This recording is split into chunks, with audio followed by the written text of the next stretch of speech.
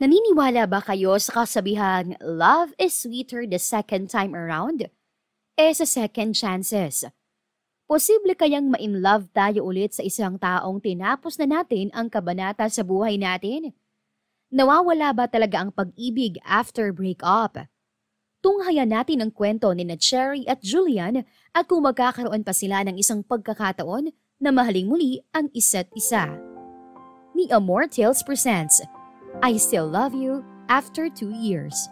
Written by Andrea Gale.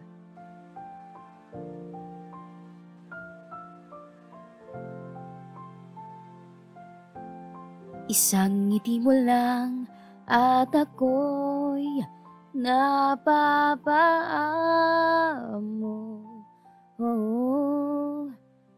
Pagsabay ni Cherry sa kantang pinakikinggan, may nakasalpak na earphone sa magkabila niyang tenga habang nakasakay siya sa taxi galing ng NAIA. Bumaba siya sa harap ng isang condominium kung saan namamalagi siya sa loob ng isang buwan. Babalik din siya sa Canada pagkatapos ng trabaho niya sa Pilipinas. 2 taon na rin siyang hindi nakabalik sa Pilipinas. Hindi niya alam kung anong dapat niyang maramdaman. Masaya siya dahil may pagkakataon siyang dalawin ang mga kaibigan at kinakabahan din dahil baka kapag nagpunta siya sa mga ito ay makita rin niya si Julian. Napabuntong hininga siya nang maalala si Julian. He was her first love, first boyfriend, first kiss, at first real heartbreak. Lahat yata ng first sa buhay niya ay ito ang nagbigay. They broke up before she went to Canada. Hindi siya nito inintindi. Kailangan siya ng kanyang pamilya sa Canada. Nagkasakit ang tatay niya at nagkaproblema sa pinansyal na aspeto ang pamilya niya. Siguro, takot lang si Julian na maiwan. Ganoon kasi ang nangyari rito at sa ex-girlfriend nito na nanay ng anak nitong si Bianca. If he loved her even a bit, he'll understand. Ngunit makitid ang utak nito, kaya kailangan pa nilang maghiwalay. But she was okay. Okay na siya ngayon. Nang nasa tapat na siya ng condo unit na ookupahin niya, ay inilabas niya ang susi mula sa kanyang bag. Malaki ang condo unit. Sobra para sa isang tao. Black and white ang kulay ng interior. Very masculine. Kakalapag niya lang ng kanyang gamit sa sahig nang mag-ring ang cellphone niya. Tinatawagan siya ni Greg sa Viber. Hey! Bati niya sa lalaki. Karating ko lang sa condo mo. Imporma niya rito. Eksakto palang pagtawag ko. Anito. Hindi rin. Sana pinaupo muna ako bago ka tumawag. Kakalapag ko lang ng maleta ko sa sahig eh. Natatawang sabi niya rito. Susunod ako riyan in 2 weeks time. Hindi mo ako masyado mamimiss. Paglalambing nito. I missed you already, honey. Paglalambing niya rin dito. Greg was her boyfriend. Naging kliyente niya ito sa Canada. 1 taon na silang magnobyo ngayon. Tatapusin ko lang ang lahat ng dapat tapusin dito at susunod na ako riyan. I love you. You take care, okay? Okay, I love you too. Matapos nilang mag-usap ay ibinagsak niya ang katawan sa sofa. Isa siyang event planner at ang event na ipinunta niya sa Pilipinas ay ang 60th birthday ng mommy nito na nasa Maynila. Yun ang unang pagkakataon na makikilala niya ang mommy ni Greg at medyo kabado siya. Pero dahil nasa bakasyon pa ang mga magulang ni Greg, ay may oras pa siya para sa sarili. Naisip niyang dalawin ang mga kaibigan sa dating boarding house kung saan siya nakatira. Kinabukasan ay agad siyang nagtungo sa boarding house. Tao po? Cherry? Si Bea ang unang sumalubong sa kanya. Cherry! Niyakap siya nito at ganoon din siya. Hindi niya kayang ilarawan kung gaano niya na-miss ito. Kailan ka pa bumalik? Tanong nito nang bitawan siya. Kahapon lang, nagpahinga lang ako tapos nagpunta na ako rito. Nakangiting sabi niya. Hinila siya ni Bea papasok sa loob. Nasaan sila?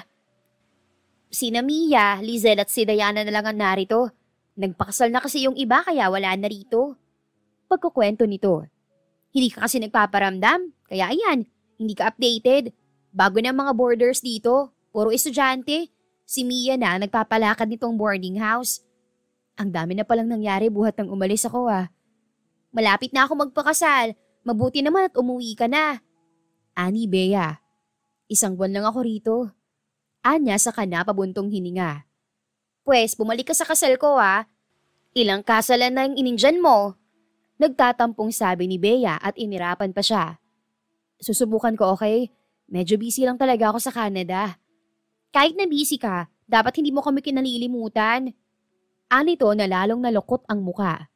Hindi ko naman kayo nakalimutan kahit kailan Tingnan mo nga, pag uwi ko, kayo kagad ang naisip kong puntahan.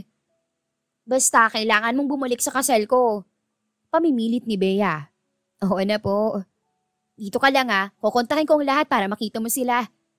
Ani Bea saka nagtatakbo patungo sa kwarto nito. Maya-maya ay kasama na niya sina Diana at Lizelle sa sala. Hindi sila magkamayaw sa pagkukwentuhan. Nagpunta pa sila sa malapit na coffee shop para i-meet ang mga dati niyang kasama sa boarding house na yun. Dad, I'm going to school na. Paalam ni Bianca kay Julian. Okay baby.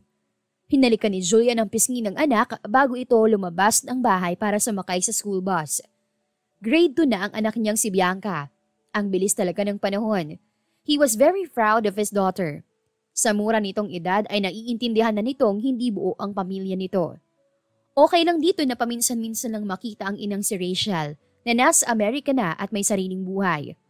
Paminsan-minsan ay tinatanong pa siya ng anak niya kung kailan siya magkaka-girlfriend para naman daw magkaroon na ito ng mommy. Ngunit hindi naman ito nangungulit. Kapag sinabi niyang hindi pa siya handa ay tahimik na ito at sasabihin okay lang dahil nandito naman ito para sa kanya. Paano ba naiisip ng isang 7-year-old ang ganoon? Tinapos niya ang pagkain ng agahan at umalis na rin ng bahay matapos bilinan si Yoli ng ilang bagay. Si Yoli ang kanilang kasambahay. Nagtungo siya sa The Fort, itinatayo roon ang bagong branch ng restaurant na pag-aari niya. Good morning, sir. Bati sa kanya ni Engineer Marco. Patapos na ang restaurant. Konting pintura at paglalagay na lang ng furnitures ay maaari na siyang magbukas. This is better than what I asked for. Thank you, Engineer. Formal na pasasalamat niya kay Marco. Ngumiti lang ito. Maya-maya ay pinag-uusapan na nila ang iba pang detalye ng restaurant. Ang gusto kasi niya ay halos katulad ng original branch na nakatayo malapit sa bahay niya. Parating na rin ang interior designer, kaya kapag may gusto ka pang idetalye, sa kanya mo na sabihin. Ani Marco. Pagkalipas ng mahigit 30 minutos ay dumating nga ang interior designer na si Marco ang nagrekomenda. She was Lucia Melendres. Na-meet na niya ito ilang beses. Dumalaw na ito sa original branch noon para pag-aralan ng disenyo na gusto niya. Pagdating nito ay agad nitong ipinakita sa kanya ang magiging finished look ng restaurant. I'm sorry I'm late. Sabi pa nito. It's okay. Pinagmasdan niyang maigi ang hawak na litrato. Hindi ba parang nagbago ang counter area? Kunot ang noong tanong niya kay Lucia. Masyado kasing madilim ang counter area mo kaya binago ko. Walang kwentang CCTV mo na nakatapat sa counter area kung sobrang dilim din naman. Baliwalang sabi nito. Pero akala ko ba nagkaintindihan na tayo na walang magbabago? I want this branch to be the exact copy of the first. Giit niya. Baguhin na rin natin ang interior ng first branch mo. Hindi magandang masyadong madilim na counter area. Pagmamatigas ni Lucia. Think about it, okay? Think about it. Kailangan ng ayusin ng interior design ng restaurant ngayon at nakaprogram na sa akin walang magbabago. At the last minute, you change something. Para ano? Para umuon na lang ako sa gusto mo. Inis na tanong niya sa babae. Ngunit parang balewala naman dito ang init ng ulo niya. I'm just adjusting. Blankong ekspresyon na sagot nito. You're not. Para sa restaurant mo rin naman to. Paano kung ginugoyo ka na sa counter area? Hindi mo makakita kahit sa CCTV dahil masyadong madilim. Hindi naman makakompromise ang lighting sa stage area kung magliliwanag ang counter mo eh. Look, hindi ka parating nandito dahil alam ko may opisina ka sa first branch mo. Ikaw lang ang iniisip ko. Pagpapaliwanag pa nito. Malapit na siya nitong makumbinsi. Binalingan niya si Marco. What do you think, engineer? Tanong niya sa lalaki. May point si Lucia. Anito na napapangiti pa. Fine, you win. Baling niya kay Lucia. Malapad ang ngiti nito na tumingin sa kanya. Okay, isimulan na namin ang trabaho. Anito. Napapailing na lang siyang bumaling kay Marco nang umalis si Lucia. Paano mo nagawang pakasamahan ng babaeng yun? Hindi makapaniwalang tanong niya. Mabait naman si Lucia. Mahirap lang talagang manalo sa kanya. Bagay kayo. Panunodyo pa nito. I don't think so. Anya na napapailing pa. Hindi niya gusto ang mga babaeng katulad nito. Mahirap na. Baka sa ikatlong pagkakataon ay masawi na naman siya. 1 is enough, 2 is too much ika nga ng iba. Single naman kayo pareho. Anong masama? Pangungulit ni Marco. Just not someone like her. Sabi niya saka nagpaalam kay Marco. Aasikasuhin naman niya ang isa pa niyang branch. Mas naisin niyang maging abala sa negosyo kaysa sa babae. Hindi na siya yayaman, sasakit pa ang ulo niya. Sa kabilang banda ay kausap ni Cherry ang kuya niya sa Skype. Ano? Gusto na ni Papa na umuwi rito sa Pilipinas? Tanong ni Cherry sa kapatid niyang nasa Canada. Nakaplano naman talaga silang umuwi, di ba? Anang kapatid niya. Pero kuya, ang plano ay susunod na 3 hanggang 5 taon pa, di ba? Kunot ang noong sabi niya. Nadedepress dito si Papa. Hindi ko alam kung bakit. Ibinibilin sa akin ang negosyo rito sa Canada. Naisip kong pagbigyan na. Matanda na sila ni Mama. Hayaan na natin silang magpahinga riyan. Wala naman tayong magagawa eh. Sabi na lang niya sa kalumabi. Wala silang makakasama rito kung sakasakali. Namomroblemang sabi niya sa kapatid. Ikaw? Anito. Alam ko namang mas gusto mo riyan sa Pilipinas eh. Pero kuya, nandyan ang buhay ko. Alam mo yan. Tsaka si Greg, paano naman kami? Lalo yatang sumakit ang ulo niya. Knowing Greg, you will understand. Pero, hindi pa bumibili ng ticket si na Papa kaya relax ka lang, okay? Fine. Tawagan mo ako kapag may update na sa biglaang pagpapalit ng plano na yan. Sige, ingat ka riyan. Kayo rin. Pagka-log out ni Cherry sa Skype ay naligo na siya. Ngayon ang araw kung kailan makikilala niya ng personal ang mommy ni Greg. Dadamputin na niya ang bag sa sofa nang tumunog ang doorbell. Isang maganda, matangkad at maputing babae ang napagbuksan niya ng pinto. Hi! Nakangiting bati nito sa kanya. Hi! Sabi naman niya kahit nagtataka. I'm Lucia, Greg's sister. Pagpapakilala nito sa sarili. Oh, hi, I'm Cherry. Tinawagan ako ni Kuya. Ang sabi niya, sunduin na kita dito dahil baka maligaw ka pa. Anito. Ano, tara na? Tara. Nakangiti niyang sabi saka sumabay sa paglalakad ng babae matapos niyang ilok ang pinto. My parents are excited to meet you. Ani Lucia habang nasa biyahe sila. Kahit na paano ay gumaan ang pakiramdam niya. Maya-maya pa ay ipinaparadan nito ang sasakyan sa garahe ng isang marangyang bahay. Welcome to our house, Cherry. Nakangiting sabi nito habang iginigiya siya papasok ng bahay. Sa likod bahay nila natagpuan ang mga magulang ni Lucia at Greg. Nang makita niya ang magandang ngiti ng mag-asawa ay tuluyan ang nabura ang kaba niya. Good afternoon po. Bati niya sa mag-asawa. Good afternoon, Iha. We are glad to finally meet you. Anang mommy ni Greg. Tumayo ito at niyakap siya. I'm Elvira. Nice to meet you po, Tita Elvira. Maupo ka muna, Iha. Anyaya naman ang asawa ng ginang. Anyway, I'm Pedro. Walang sinabi ang mga letratong ipinadala sa amin ni Greg. Mas maganda ka sa personal. Nako, salamat po, Tito. Wala siyang naging problema sa pakikipag-meeting sa mga ito. Mas nagkwentuhan pa sila kaysa pag-usapan ang tungkol sa 60th birthday ni Tita Elvira. Madaming kwento ang mga ito na puro tungkol kay Greg. Pakiusapan mo nang dito na lang magtrabaho ang anak ko. Ani Tita Elvira sa kanya. I missed him terribly. Namimiss niya rin po kayong lahat dito. Kaya lang po may kontrata siya sa Canada. Matatapos na yun, di ba? Singit ni Lucia. Oo, pero ang alam ko, gusto niyo ulit pumirma ng panibagong kontrata. Baka kumbinsi naman ang anak ko na rito na lang siya. Sayang naman ang skills niya kung ang mga banyaga lang ang nakikinabang. Ani Tito Pedro. Kaya lang, sa Canada rin nakabase itong si Cherry. Paano naman ang relationship nila? Ani Lucia. Nag-iisip na rin ako kung dito na lang ako bebase sa Pilipinas. Gusto na kasing umuwi rito ng papa ko. Pagkukwento niya sa mga ito. That's good. Halos pumalakpak na wika ni Tita Elvira. Pwede mong pakiusapan si Greg na dito na lang din siya magtrabaho dahil nandito ka na. Pag-uusapan ta po namin. Siguro po, pagdating niya rito, sasabihin ko na sa kanya. Nakangiting sabi niya. Great! Wala pa ba kayong plano mag-settle down? Tanong ni Tito Pedro. Hindi pa po namin napapag-usapan eh. Sagot niya sa katipid ng umiti. Abay, dapat na ninyong pag-usapan niyan. Ani Tita Elvira.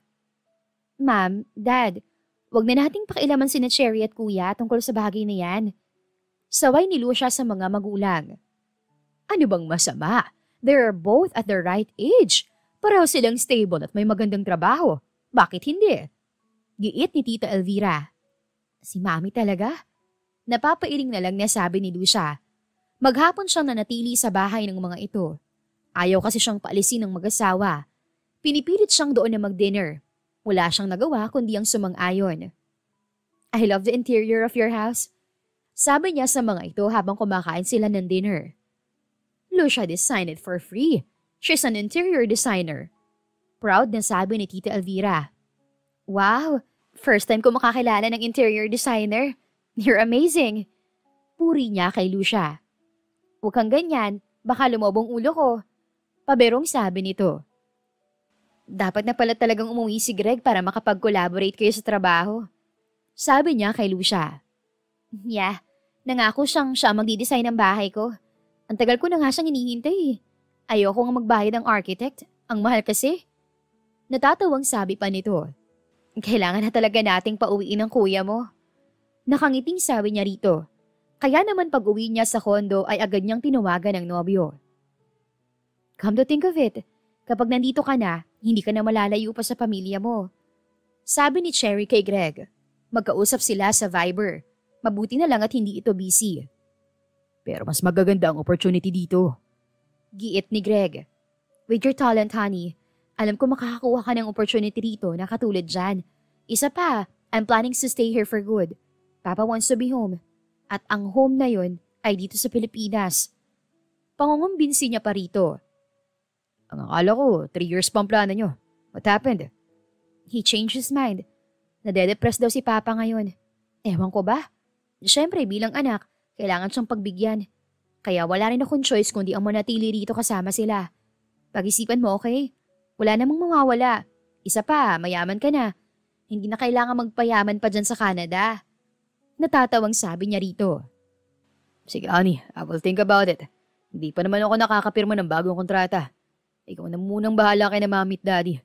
Medyo madaldal at makukulit sila, kaya haybaan mo lang ang pasensya mo, ah. Paalala pa nito sa kanya. Ano ka ba? They were so nice. I love them already. Madali ka rin naman kasing mahalin, honey. Hindi mo sila masisisi kung bakit sila mag-iliw sa'yo. Katulad ka ng pamilya ko. Magaan kasama at kausap. Binobola mo na naman ako. Nangingiting sabi niya sa nobyo. I'm not. Ikaw talaga. Ano pong sinabi nila sa'yo? Kailan daw tayo magpapakasal? Anya saka tumawa.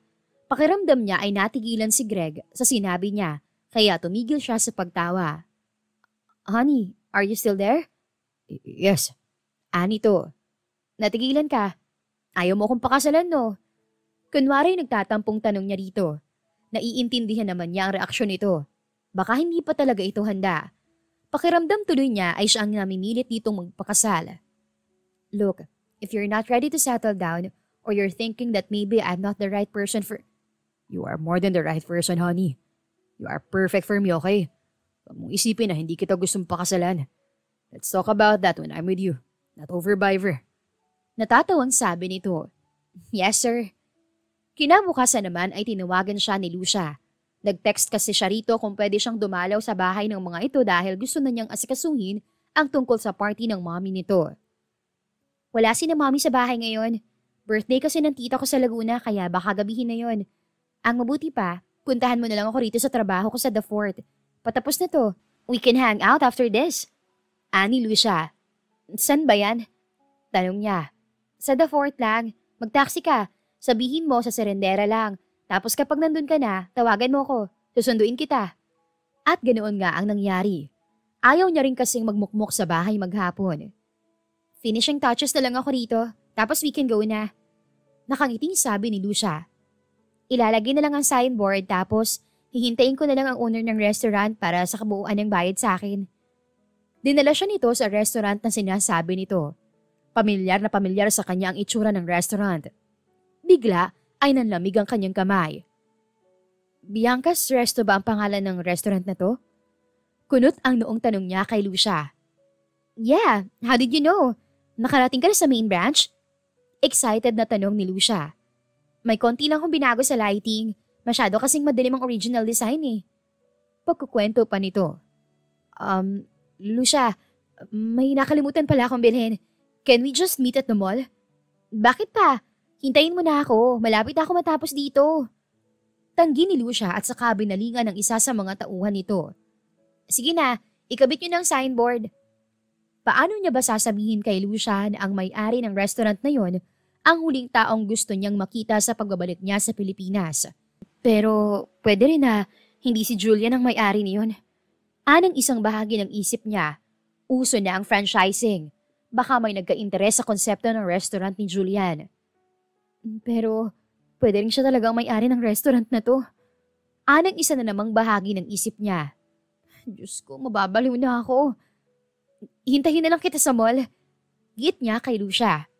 Wait lang. Imbis ay sabi nito. Ang atensyon nito ay nasa lalaking nagkakabit ng signboard. Okay na yan dyan.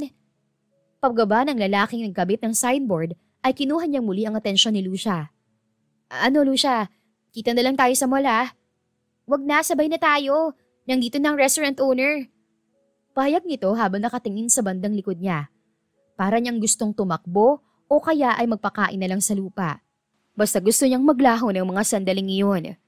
Mabuti naman at andito na kayo, Mr. Rivera. Sarkastikong sabi ni Lucia sa lalaking nasa likod niya. Minsan ako malate compared to you, Miss Melendez. Formal na sagot naman ng isang boses na pamilyar sa kanya. Tinig ng kabisado niya kahit makapikit pa siya.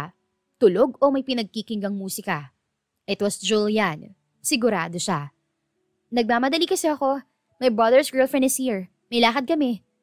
Pagtataray ni Lucia kay Julian. Naramdaman na lang niyang papalapit na sa kanila si Julian.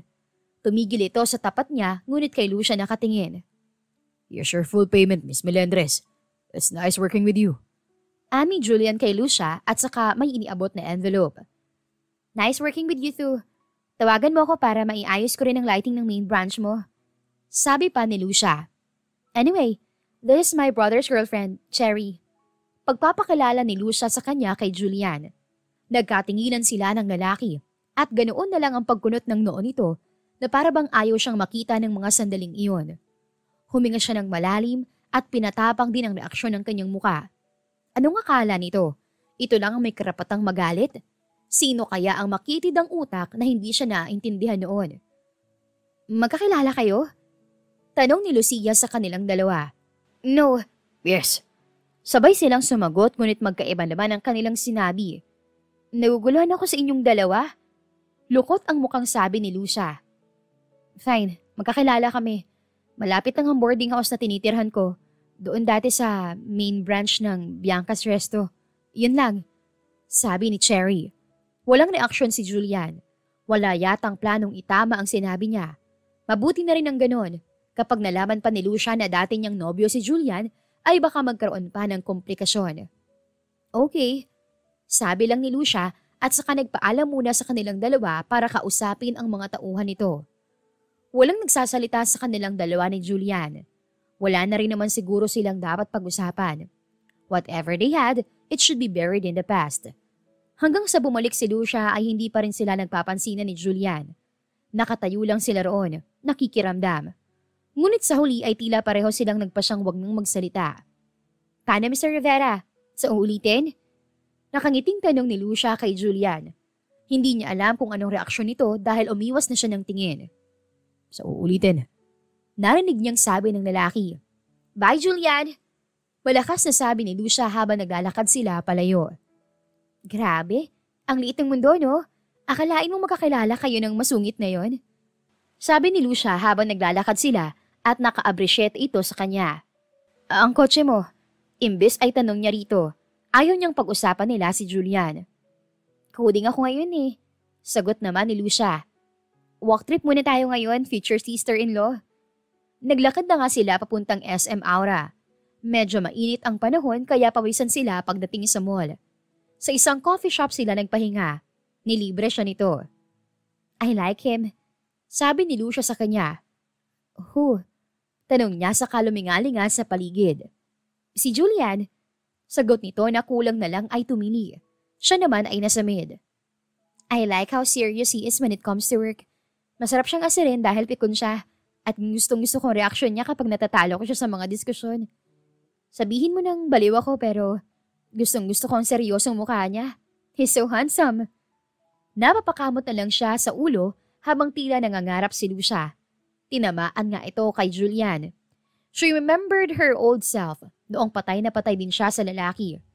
Pinagtatawanan siya ng kanyang mga kaibigan pero ipinaglaban talaga niya ang kanyang nararamdaman. Walang sumeryoso sa kanya dahil para siyang si Lucia na parang nagbibiro lang. Pero nakakuha siya ng tiyempo at napalapit kay Julian dahil pumasok siyang babysitter ng anak nitong si Bianca. Nang nagkaroon siya ng pagkakataong makalapit dito, ay talagang ginawa niya ang lahat para mapaibig ito at nagtagumpay naman siya para matalo lang sa huli. Anong tingin mo sa kanya? Tanong pa ni Lucia sa kanya. Mukha siyang antipatiko. Kung ako sa'yo, maghahanap na lang ako ng ibang lalaki magugustuhan. Anya saka ngumiwi. Bakit parang galit ka sa kanya? Nagtatakang tanong nito. Hindi ah. Labas sa ilong niyang sagot. Masayahin kang tao. Ang lalaking bagay sa'yo, katulad mo. Sayang ang gaan ng aura mo kung uubusin niyang lahat ng liwanag mo. Gets mo? Kapag siya naging boyfriend mo, baka mawala yung pagiging jolly mo at mahawa ka pa sa kanya. I don't mind really. I like him a lot. First time ko nakagusto sa isang lalaki sa paraan ng pagkakagusto ko sa kanya. Dreamy pa rin sagot ni Lucia. Nagkibit balikat na lang siya at saka sinipsip ang blended coffee na nasa tapat niya. Kinagabihan ay kausap naman ni Julian ang nanay ng kanyang anak sa isang video call. You saw her again? Saan? Tanong ni Rachel. Magkausap sila sa Skype. Katatapos lang nitong kausapin ang anak nila at dahil hindi siya makatulog, ay ikinuwento niya rito ang muli nilang pagkikita ni Cherry. Maganda ang samahan niya, ni Rachel at ni Cherry noon. Binaliwala nila ang lahat ng mayroon sa nakaraan para kay Bianca. Cherry helped her forgive Rachel for leaving him and their daughter a long time ago. Girlfriend siya ng kapatid ng interior designer ng Bianquix. Small world, huh? Natatawang sabi pa nito. Anong problema kung nagkita kayo ulit? Hindi ka pa rin ba nakaka-move on, no? I moved on already. Seryosong sagot niya. After all, si Cherry lang naman ang matigas ang ulo. He offered her help when she needed it but she refused. Ang nais niya lang ay makatulong sa problema ng pamilya nito. Ngunit masyado itong ma-pride. Ang gusto lang naman niya noon ay bumalik ito agad. Walang problema sa kanya kung pupunta ito ng Canada, basta hindi ito gaanong magtatagal. At mangyayari lang iyon kung tinanggap nito ang tulong niya. Pero hindi yata importante rito ang lahat ng pinagsamahan nila, kaya pinili na lang na umalis kahit hindi pa sila nakakapag-usap ng matino. Labas sa ilong, ani Rachel sa kanatawa. Bakit kasi hindi ka pa nanligaw? Ang dami-daming magagandang babae rin sa Pilipinas. Para sa isang daddy, hot ka pa rin naman despite your age. Sayang ang looks mo kung ibuburo mo lang dyan sa bahay at sa negosyo mo. Lumabas ka, party, have a social life. You're telling me to go out. Paano naman si Bianca? Hindi ko siya pwedeng iwan dito. Bianca is a big girl now. Minsan ka lang naman aalis para magsaya. Bakit kasi hindi mo kinonsider ang suggestion ko na dyan mo na lang patirahin ang pamangkin mong si Venice? Pinag-boarding house mo pa eh. Diyan ka lang naman sa malapit. Shall be my responsibility. Ayaw ko lang panibagong isipin. Giit niya. Malaki na yon. Hindi na yun bata para sawayin mo palagi. Magkakatipid na siya, may titingin pa kay Bianca kapag wala ka. Kawawa ka naman eh, wala kang social life. Pangiinis nito sa kanya. As if I needed that. Nakasimangot niyang sagot. Think about it, okay? O paano, mag-sign out na ako. Darating ang boyfriend ko ngayon eh. Fine, enjoy. Ikaw ang dapat mag-enjoy. Nadagdagan na naman ang wrinkles mo eh. Bye, Julian. At nawala na nga ito.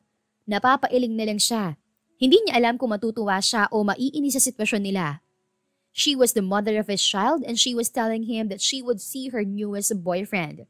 The funniest thing about it was that it was okay with him. Kinabukasan naman ay maaga sa bahay ni na Tita Elvira si Cherry. 100 guests? Hindi mo ba kukunti yun? Tanong ni Cherry kay Tita Elvira. Pinaplano na nila ang 60th birthday party nito. Hindi naman masyadong marami ang mga kaibigan ko. Anang ginang. Sige po, noted. Nakangiting sabi niya saka nag-note sa kanyang notebook. Ano po bang team na gusto ninyo? Ang pinakamadalas na request ng mga kliyente ko ay masquerade ball. Gusto niyo pong itry? No, hindi ako mahilig sa mga ball. I didn't even attended my senior's prom night. Imbis na pumunta ako ron, nakipag-date ako kay Pedro. Tila kinilig pa si Tita Elvira nang maalala ang love story nito at ang asawa. How about a throwback party? Ibalik natin ang nakaraan. Iyong mag-e-enjoy niyo ni Tito Pedro at ang mga kaibigan ninyo. At least, no one will get bored. Suwestiyon niya. I love that idea, Iha.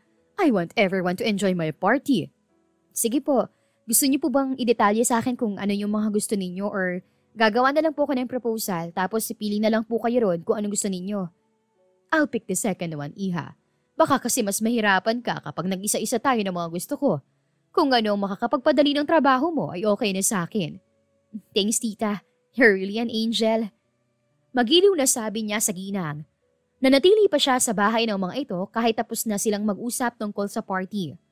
Ang gusto kasi nito ay magmerienda sila. Mahilig magluto at mag-bake si Tita Elvira at ipinag-bake pa siya nito ng cake kaya hindi niya magawang umalis. Cherry! Muntik masamid si Cherry nang marinig niya ang tumitiling si Lucia. Lucia! Nakangiting bating niya sa dalaga. Nabutit na abutan kita rito. Anito sa kanaupo sa tabi niya. Samahan mo naman ako. Saan? Sa main branch ng Biancake's. I-renovate kasi yon. Aayusin ang lightings at titingnan kung anong dapat ayusin. Samahan mo ko mag-check.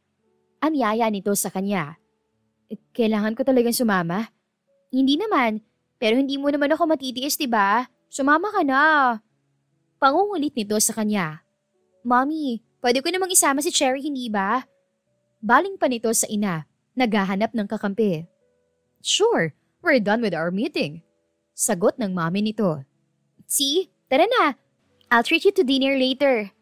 Pangumbinsi pa nito. Wala naman akong magagawa sa'yo eh. Anya saka tumayo at nagpaalam sa mami nito. Pagdating nila sa Biancake's ay wala naman doon si Julian na isang magandang bagay para sa kanya, ngunit masama para kay Lucia. Kitang-kita niya kung paanong kumunot ang noo nito matapos iikot ang paningin sa loob ng restaurant. Sarado iyon ngunit may ilang empleyado sa loob. Ang mga ito marahil ang mag-a-assist kay Lucia. Cherry? Tanong sa kanya ng isang babae. Natatandaan niya ito. Si Miriam, ang assistant manager ng restaurant. Hi Miriam! Nakangiting bati niya rito. Grabe, long time no see. Kumusta ka na? Excited na tanong nito. Mabuting mabuti. Kita ko nga, mas maganda ka ngayon eh. Mas makinis pa. Nahihiyang ngumiti siya. Bolera. Totoo yun. Ikaw ba ang ini-expect na bisita ni sir? Hindi ako. Ito nga pala si Lucia, ang interior designer na hinihintay niyo. Kapatid siya ng boyfriend ko. Pagpapakilala niya sa kasama niya kay Miriam. Kapatid ng boyfriend mo? Nagulat ng ulit ni Miriam sa sinabi niya. Tumangulang siya at kumiti. Maya-maya pa ay abala na ang mga ito at siya naman ay naupo lang sa hagdan ng mini stage sa loob ng restaurant kung saan nagpo-poetry reading ang mga customers. Kinuha niya ang kanyang cellphone. Isinaksak niya roon ang kanyang pink na earphones. Ipinusod ang kanyang buhok. Wala na siyang pakialam kung maayos ang pagkakapusod niyon o mukha siyang sinabunutan. Wala namang makikialam sa itsura niya. Isinalpak niya ang earphone sa magkabila niyang tenga at saka nag-play ng music. Meanwhile, Julian was stunned seeing Cherry in the mini stage inside this restaurant. She was crazily beautiful with her messy hair. Nalalaglag pa ang ilang hibla niyon sa maganda nitong mukha. Ayaw man niya itong purihin ay hindi niya mapigilan ang sarili. And as if on cue, may background music na tumugtog sa loob ng restaurant. Nandyan ka na naman, tinutukso-tukso ang aking puso. Ilang ulit na bang iniiwasan ka, di na natuto. Nakakatuwa itong pagmasdan habang magaan itong isinasabay ang ulo sa beat ng kung anumang musikang pinakikinggan nito. Sir, puko sa kanya ni Miriam. Huwag kayong mabibigla, nandito po si... Alam ko na Miriam. Putol niya sa pagbulong sa kanya nito. Alam niyo na? Gulat na tanong naman ito. I saw her already. Sabi na lang niya saka ito nilagpasan at ninaluhan si Lucia na agad ngumiti nang makita siya. Akala ko hindi ka na darating. Sabi nito sa kanya. Tapos po ng lakad namin ng anak ko. Kaya pumunta na lang ako rito. May anak ka na? Gulat na tanong ni Lucia. Pinilit niyang huwag mapangiti sa reaksyon nito. Yes. Baliwalang sagot niya. You're married? Kunot na kunot ang noong tanong pa nito. No. Matipid niyang sagot. Okay. Ani Lucia nang umiti na at patangu-tangu pa. Samantala, nang mapansin ni Cherry na naroon na si Julian ay lumabas siya. Sa parking lot na lang niya hihintayin si Lucia. Sumandal siya sa hudang sasakyan ng babae at muling isinalpak ang earphone sa kanyang mga tenga. Isang kantang nakakaindak ang naisipan niyang i-play. Baka sakaling maalog ang utak niya at magising siya. Wiggle, wiggle, wiggle, wiggle, wiggle. Pagsabay niya sa kantang pinatutugtog sa cellphone at saka nagsasayaw. Kahit papaano ay gumagaan ang pakiramdam niya at bumabalik sa normal ang kanyang paghinga. Sa totoo lang ay iyon na yata ang naging therapy niya sa tuwing hindi siya nakakapag-isip ng matino. Kapag may nakakakita sa kanya ay nagbumukha siyang tanga. Pero mas gusto niya iyon kaysa mabaliw sa kakaisip ng mga bagay na kung tutuusin ay wala nang bearing sa buhay niya. Iyan ang natutunan mo sa Canada. Narinig niyang tanong ng isang tao mula sa kanyang likuran at hindi niya kailangang humarap para lang makilala kung sino ito. Ano naman ang pakailam mo sa mga bagay na natutunan ko sa Canada? Tanong niya rin sa lalaki nang hindi humaharap dito. Masama na palang magtanong ngayon. Anito, nagbuwas siya ng hangin bago hinarap si Julian. Muntik siyang mapaatras nang mapatingin siya sa mga mata nito. Parang hinihila ng mga iyon ang kamalayan niya at dinadala siya sa nakaraan kung saan ang mga mata lang na iyon ang nais niyang tingnan hanggang sa dulo ng walang hanggan, kung may dulo nga iyon. Hindi ko sinabing masamang magtanong. Anya sa lalaki ng makabawi. Kamusta? Tanong nito. Blanko ang ekspresyon ng muka. Okay naman, masaya. Ikaw? Happy and contented. Sagot naman ito sa kapilit ng umiti. Mabuti naman kung ganun. Anya sa kawala ng masabi. Mabuti na lang at dumating na si Lucia. I'm done. Anunsya pa ni Lucia nang makalapit ito sa kanila. Kung ganon, tara na, mag-dinner pa tayo, di ba? Anya sa babae. Kating-kati na talaga siyang makalayo sa lugar na yun. Gutom ka na? Nakalabing tanong ni Lucia sa kanya. Alam naman niyang may iba itong agenda sa lugar na yun. Kung hindi lang sana si Julian ang pinag-uusapan nila, ay susuportahan niya ito ng sobra-sobra. Sa bahay na lang kayo mag-dinner. Anyaya ni Julian. Kay Lucia nakatingin. Hindi niya alam kung anong problema ng lalaki. Nananadya ba ito o hindi naman kaya ay nagugustuhan na rin ito si Lucia. Wala namang problema sa kanyang huli. She would be very glad to see Lucia happy. Sure. Excited nitong sagot. Dala mong kotse mo? No. Walking distance lang naman mula rito ang bahay ko. Kung ganoon, sumakay ka na sa kotse ko. Ngiting-ngiting sabi ni Lucia kay Julian. Ako na mag-drive. Ani Julian. Agad namang ibinigay ni Lucia ang susi ng kotse nito sa lalaki. Nang sumakay si Julian sa driver's seat, ay kinindatan pa siya ni Lucia bago ito sumakay sa passenger seat. Sumakay na rin siya sa likod at nilakasan ang volume ng pinakikinggang kanta para hindi na niya marinig ang pag-uusap ng dalawa. Tita Cherry, is that you? Parang gulat na tanong ni Bianca sa kanya nang salubungin siya sa pinto. Kilala mong anak ni Julian? Nagtatakang tanong ni Lucia sa kanya. I used to be her babysitter. Nakangiting sagot niya. Sandali ha. Hinawakan niya ang kamay ni Bianca at dinala ito sa likod bahay kung saan sila madalas na tumatambay noong sila pa ni Julian. I missed you, little girl. Sinserong sabi niya kay Bianca. Namiss mo ba si Tita Cherry? Always. I'm always waiting for you to come back. I'm glad you're here na. Nakangiting sabi ni Bianca sa kasya ni Yakap. Tumangkad ito at lalong bumilog. Ngunit dahil doon ay lalong pumula ang mga pisngi nito. Napakagandang bata. Good girl ka ba habang wala ako? Yes, very good girl. Pagmamalaki nito, napangiti siya. Pwede ba akong humingi ng pabor sa'yo? Sure, tita. The woman who was with me. You saw her, right? Tumango si Bianca.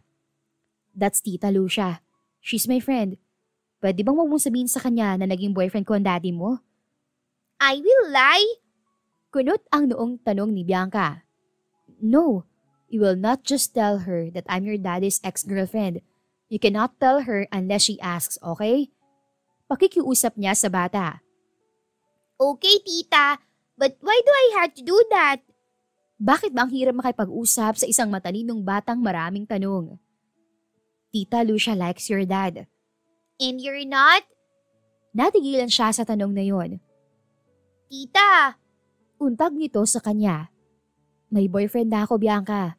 I love somebody else now. Paliwanag niya sa bata at pinigilan ang sariling mapabuntong hininga. Parang mas nakakatakot kausap si Bianca kaysa sa daddy nito. If you already have a new boyfriend, that means you don't love my daddy anymore? And when you grow old, you'll understand this, little girl. Kailangan na niyang takasan ang mga tanong nito dahil alam niyang kung saan-saan pa sila makakarating kapag sumagot siya ng sumagot. Gutom na ako. Kain na tayo? Yaya na niya rito papasok sa loob ng bahay. Sige po. Mag-aral ka pa ng Tagalog ha? Nakaka-nosebleed ka pa rin eh. Sabi niya sa bata habang naglalakad sila. I'm trying, tita. Magtagalog ka rito sa bahay para gumaling ka. Bilin niya rito. Opo. Pagdating nila sa komedor ay naroroon na sina Lucia at Julian. May isa pang babae na mukhang teenager pa. This is Venice, my niece. Hi, Venice. Bati niya sa babae. Ngumiti ito at kumaway. Kumain na tayo. Ani Julian na nasa kabisera. Pumesto siya sa tabi ni Venice na nasa kanan ni Julian. Habang kumakain ay hindi mapigil ni Lucia ang magkwento. Tuwang-tuwa rito si Venice. Siya naman ay napapangiti na lang habang nakikinig. Hindi mo na ikwento sa akin naging babysitter ka pala ni Bianca? Baling ni Lucia sa kanya. Matagal na kasi yun. Pagdadahilan niya. Pero sabi mo, hindi mo ganong kilala si Julian. Hindi kami close. Anya sa kana pangiwi. Nang mapatingin siya kay Julian ay nakita niyang kunot na kunot ang noo nito. Si Bianca naman ay tila nagtatanong. Si Venice ay parang nagtataka. Si Lucia lang ang mukhang normal sa kanilang lahat. I see. Anito saka ay tinuloy ang pagkain. Pagkatapos ng hapunan ay niyaya na niya si Lucia na umuwi. Pasensya na Lucia ha, may trabaho pa kasi akong gagawin sa bahay. Mahinang sabi niya kay Lucia. No, okay lang, naiintindihan ko naman. Aasikasuhin mo pa ang party ni mommy. Akong dapat na humingi ng pasensya sa'yo dahil ikaw yung istorbo ko eh. Kung hindi kita niyaya rito, baka marami ka nang nagawang plans. Wala namang problema sa akin na samahan ka eh. I love your company, you know that. Huwag mo na akong bulahin, uuwi na tayo. Natatawang sabi nito saka nagpaalam kay Julian at sa pamilya nito. Nakangiting tinunguan siya ni Venice at kinawayan naman siya ni Bianca. Hindi na siya nagtangkapang tumingin kay Julian. Pagdating naman sa bahay ay nakatanggap siya ng tawag mula sa ina. Sigurado na ba to mama? Wala na ba talagang bawian? Tanong niya sa kanyang ina na nasa kabilang linya. Tinawagan siya nito para sabihing seryoso ang papa niya sa balak nitong pag-uwi sa Pilipinas sa lalong madaling panahon. Gusto na raw kasi niyang makita ang mga kamag-anak natin sa Ilocos. Ayaw daw niyang dito pa siya abutan sa Canada. Ewan ko ba rito sa papa mo? Nung magkasakit ay naging ganito kanega. Hindi ko naman pwedeng pabayaan. Siguro nga mabuti na rin umuwi kami riyan. Sayang ang bahay natin sa Laguna kung wala namang titira. Sabi pa nito, hindi na pala ako babalik dyan kung uuwi na kayo rito. Paano naman ang trabaho mo rito? Nag-aalalang tanong ng mama niya. Bago ko umuwi rito ay tapos ng kontrata ko.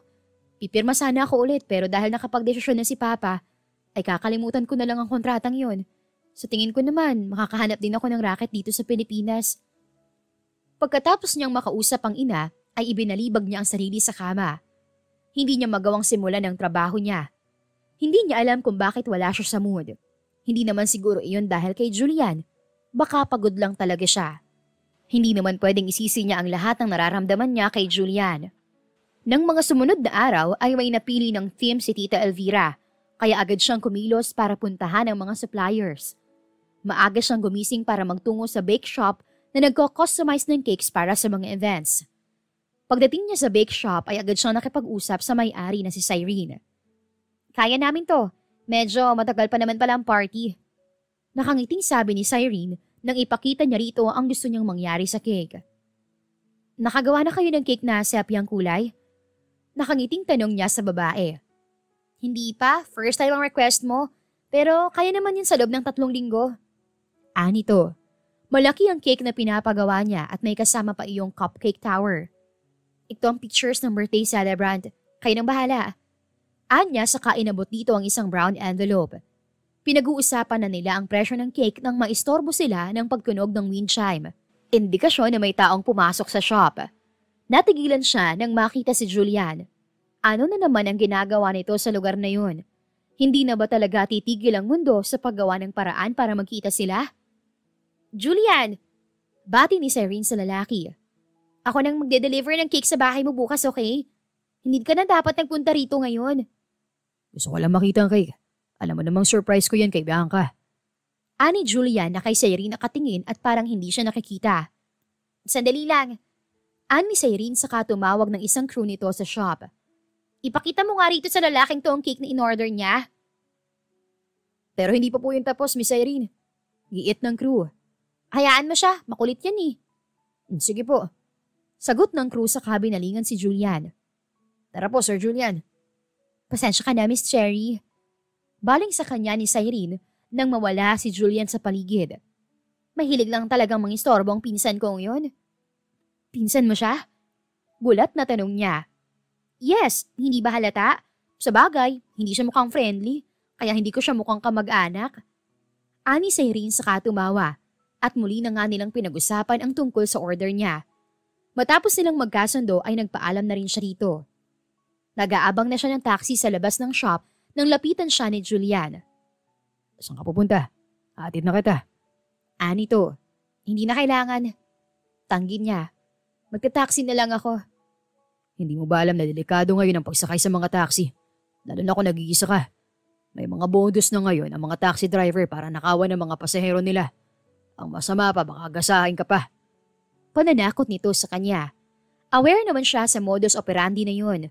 Palagi niya yung nababasa sa Facebook at minsan na rin niyang nabalitaan sa TV. Pero parang mas delikado pa rin sumakay sa sasakyan ni Julian. Alam ko, pero hindi ako natatakot. Nag-taxi ako papunta rito pero buhay naman ako ngayon. Makakaalis din ako rito ng ligtas. Hindi mo na kailangang abalahin ang sarili mo para sa kaligtasan ko. I can take care of myself. Ganyan ka ba dahil hindi ka pa nakakamove on sa nangyari sa atin dati? Baliwalang tanong nito sa kanya. Ako? Hindi pa nakaka-move on? Defensive niyang tanong. Oo. Hindi ka pa nakaka-move on kaya iwas ka ng iwas. I understand. Anito saka tumangu-tango. Pwede ba, Julian? Matagal nang wala sa akin kung ano man ang nangyari noon. Nakamove on na ako. Baka ikaw ang hindi dahil sa ating dalawa. Ikaw ang walang karelasyon ngayon. Baka kaya ka nagnobyo ay para mayroon ka lang panakibutas. Poor boyfriend. Pangiinis nito sa kanya. Nanggigigil na siya ngunit pinigilan niya ang sariling kalmutin at sabunutan nito. Hindi naman importante sa akin ang opinion mo, Mr. Rivera. Kaya sige lang, isipin mo ang gusto mong isipin. Hanga rin ako sa bilib mo sa sarili mo eh. After all, hindi ko naman nahawak ang isip mo. Mauna na ako. Hindi na niya nilingon si Julian. She didn't want to lose her cool. At kapag hindi pa siya umalis sa harap nito, ay baka sumabog siyang parang tangke ng LPG. Ang kapal nito. Sa sobrang inis niya ay hindi na siya nagtaxi. Sumakay siya sa isang jeepney na nakita niya habang naglalakad. Sa kabilang banda ay kausap ni Julian si Rachel para sa birthday ng kanilang anak. Pero sa iba napunta ang usapan dahil naikwento niya ritong nakita niya si Cherry sa cake shop. That was stupid! Bulalas ni Rachel mula sa kabilang linya. I know, di mo na kailangang isigaw. Napapailing na sabi niya sa babae.